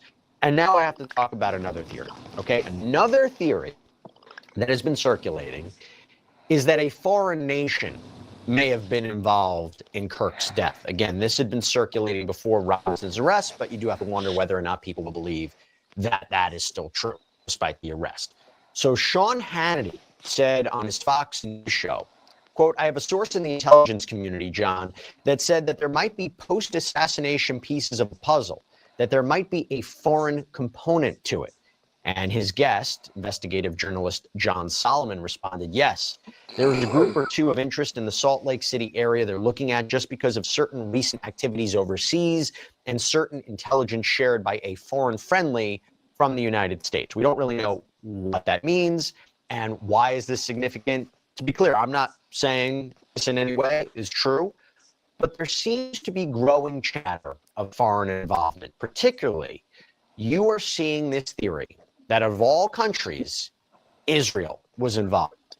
We are seeing this idea really percolating on X. But I will tell you, in my opinion, this doesn't seem to make sense at all. I'll explain why. But first, why are users seemingly suggesting this? There is also a user on X who makes the claim that since President Donald Trump and Prime Minister Benjamin Netanyahu apparently posted about Charlie Kirk being shot, they allegedly posted it at the same time of 3:02 p.m., that this must mean it's coordinated. And then there are older clips of Charlie Kirk that have started to surface online. Like there is one of Kirk, apparently recently on Megyn Kelly's program, where he says, quote, "I have less ability sometimes online to criticize the Israeli government about backlash than actual Israelis do. And that's really, really weird." There's another clip where Kirk was on Ben Shapiro's show, who, by the way, is Jewish, a staunch supporter of Israel. Charlie, we've pushed back against the media on COVID, on lockdowns, on Ukraine, on the border. So like, maybe we should also ask a question. Is the media totally presenting the truth when it comes to Israel? Just a question, that maybe we shouldn't believe everything the media says, because I know I've been conditioned to ask a lot more critical questions over the last couple of years. Obviously, this is in regards to Israel's war in Gaza against Hamas and the purported significant loss of Palestinian lives. But Kirk also had gone on Patrick Bet-David's podcast and spoke about the context of the October 7th attack on Israel that started this whole conflict, saying, how could this happen in a fortified country like this? Quote, I've been to that Gaza border. You cannot go 10 feet without running into a 19-year-old with an AR-15 or an automatic machine gun. That's an IDF soldier, right? The whole country is so surveilled. We don't talk about Israeli politics very often. The last 9 months, Israel was on the brink of civil war. It's not an exaggeration. This judicial stuff, there were hundreds of thousands of Israelis taking to the streets because Bibi Netanyahu is basically redefining the Israeli constitution. That's not an exaggeration. There were protests planned this week against Netanyahu. That's all gone. Netanyahu now has an emergency government and mandate to lead. I'm not willing to go as far as to say Netanyahu knew there was intelligence, but I think some questions need to be asked. Was there a stand-down order? Was there a stand-down order? 6 hours. They're live streaming the killing of Jews. Did somebody in the government say stand down? Now, here's the problem with this theory, in my opinion. Charlie Kirk, and this is well documented, went on record publicly, was a devout supporter of Israel and the Jewish people. And it is well documented, particularly in his debates that he had in public forums. You know, Fox News, they dedicated a whole segment to it. And in it, they played different clips of Charlie Kirk. In one, he talked about how Israel changed his life and that he was celebrated as a Christian over there. He said the nation of Israel actually has a place in God's plan for us on this planet. He said there is something special about Israel and said, I think we have a moral commitment to that land. And then while debating someone about the actions of Israel, right, in their war against Hamas, you had this person who criticized the Israeli government, called it evil. Charlie Kirk fought back, saying, it's also a moral truth that the war started because 1,300 Jews were killed and 200 were taken hostage. And when you declare war on Israel, expect a firestorm in reaction. Israel, at its holiest day of the calendar year, besides Yom Kippur and Rosh Hashanah, Samek Torah, the 50-year anniversary of the six-day war on Shabbat, Hamas invaded Israel, decided to go recklessly to music concerts, homes, to kibbutzes, and taking 200-plus hostages. They knew what they were doing. When the IDF does something right, they get no credit. When they do life-saving surgeries of a Gazan child, they get no credit. The only operation and entity to blame is Hamas. So when you hear that, it does become hard to digest the idea that he was killed by Israel if he was such a supporter who was advocating what the government was doing and America's support of Israel and advocating this all over to young people. Now, by the way, Prime Minister of Israel, Benjamin Netanyahu, he was actually asked about this theory on Newsmax by host Greta Van Susteren. She said, before I let you go, I want you to address one thing, and it's just the absurdity of it. Some of the internet rumors that somehow Israel is behind the Charlie Kirk murder. And, you know, I don't believe you for 1 second, but I want you to, you know, make a statement. It's so absurd. He responds, that's insane. That's insane. Israel also changes the orbit of the moon. Israel pushes the sun. I mean, the whole thing is not only insane, I think it's so absurd, so stupid, and so ridiculous. I can't believe that people are saying that. They just found the perpetrator. They'll get to the bottom of this. But you know, they have no limits. When you hate Jews, when you hate the Jewish state, you're willing to say anything and promote all these absurd rumors. Now, Netanyahu separately called Charlie Kirk, quote, an extraordinary friend, once-in-a-generation figure, said, quote, he was a defender of our common Judeo-Christian civilization. He was unbelievably excited to walk in the footsteps of Jesus here. He valued our bond, the bond between America and Israel. Oh, by the way, there's also this one, too. This was, by the way, really reported by the New Republic, popped up on X a lot. The theory, the conspiracy theory, that President Trump was behind what happened to Charlie Kirk. Have you heard this one? The idea being that this was a way to distract from the Epstein file saga and the backlash that his administration has received, including the criticism that there was a cover-up, right? We've covered the Epstein case, the Epstein saga a lot here on Sidebar, by the way. But I mean, just look at this post from Morgan J. Freeman, an apparent filmmaker who has over 470,000 followers on X. He said, how do we know Trump didn't order Kirk's assassination as a distraction from Epstein and a tactic to start the civil unrest he needs to declare martial law and delay the 2026 midterms? That post received more than 2.4 million views and 60,000 likes. And that makes me think about something else. I want to highlight something as we talk about theories and particularly social media. As you know, a theory can spread like wildfire online. You know, it was reported on X. People were throwing out specific names or identities of the potential shooter before the arrest of Robinson. Reuters reported that there was at least one video posted after the Kirk shooting, falsely identifying a man who was 700 miles away as being the suspect. That was actually an arrest video from June, all the way out in California, apparently. There was another of a video of a man running away, suggesting that was Kirk's shooter, but that was from a shooting in Reno, Nevada back in July. The New York Times.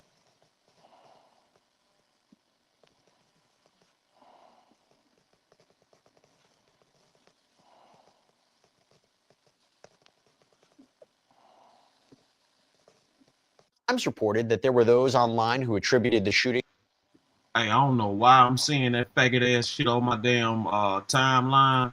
If you over there on some bearded conversation, whole shit, get the fuck off my timeline with that bullshit. For real, for real. I don't even understand why the fuck you even play with somebody who will hold you backstage and let a whole nigga like that talking all this old shit. Man, get the fuck on, man. Stop playing with me. Get that bullshit off my motherfucking channel. To a transgender woman. One I have to highlight in particular, and this was focused upon by the New York Times as well. Do you remember when police initially detained an older man at the event, like immediately? The immediate reaction was this was the shooter, because there were reports that he had actually said that he did the shooting. Turns out, that was the allegation. Turns out, according to reporting from the Salt Lake Tribune, that was 71-year-old George Zinn, who law enforcement indicated they took into custody on suspicion of obstruction of justice. He was released, ruled out as being the suspect, ruled out as being the shooter. However, what happened? According to the New York Times, users on X, they started falsely identifying him as 77-year-old Canadian man Michael Mallinson, who arguably resembled that man that was detained. He was all the way out in Toronto at the time of the shooting, told the Times that he was really upset because social media started flooding with his old pro-democratic social media posts. He apparently was being called a far-left extremist, pure evil. One post targeting him had over 3 million views, apparently. Now, he actually explained that he gets this call from his daughter telling him that his photos were circulating online, falsely attributing him as the shooter. He said in an interview, "I'm just shocked by it, how quickly it can happen, how one's name and photo can get spread around quite quickly."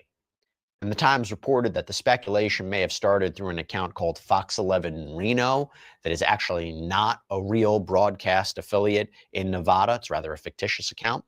By the way, remember I talked about other countries? Utah Governor Spencer Cox said one of the things that is amplifying misinformation are foreign bots from China and Russia, saying our team, the state team, and I'm sure the federal team as well, we are seeing our adversaries want violence. China, we have bots from Russia, China, all over the world that are trying to instill disinformation and encourage violence. There you have it. Some of the theories that we've seen so far. We will continue our coverage of the Charlie Kirk killing. That's all we have for you right now here on Sidebar, everybody. Thank you so much for joining us. Always, please subscribe on YouTube, Apple Podcasts, Spotify, wherever you should get your podcasts. You can follow me on X or Instagram. I'm Jesse Weber. I'll see you next time.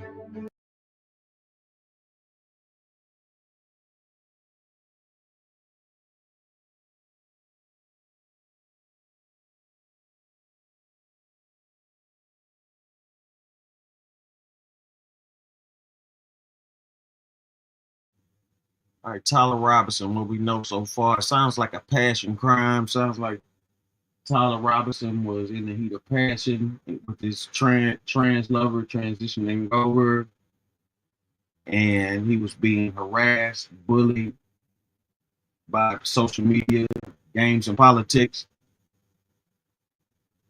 and he fell in the trick bag.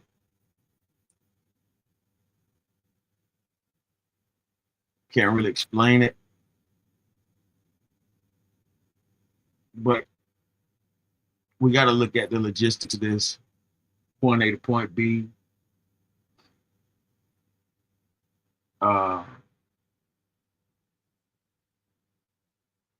They're forcing you to believe this guy is some, like I said, people of real stature and things like that. Everybody would know you. Martin Luther King passed, everybody knew him. Malcolm X, everybody knew him. JFK, everybody knew him. John Lennon, everybody knew him. Even the George Floyd situation, everybody knew about it. And they're making this guy the white version of the George Floyd deal. It appears. It highly appears. Now, in this instance, we all have witnessed or heard about the situation.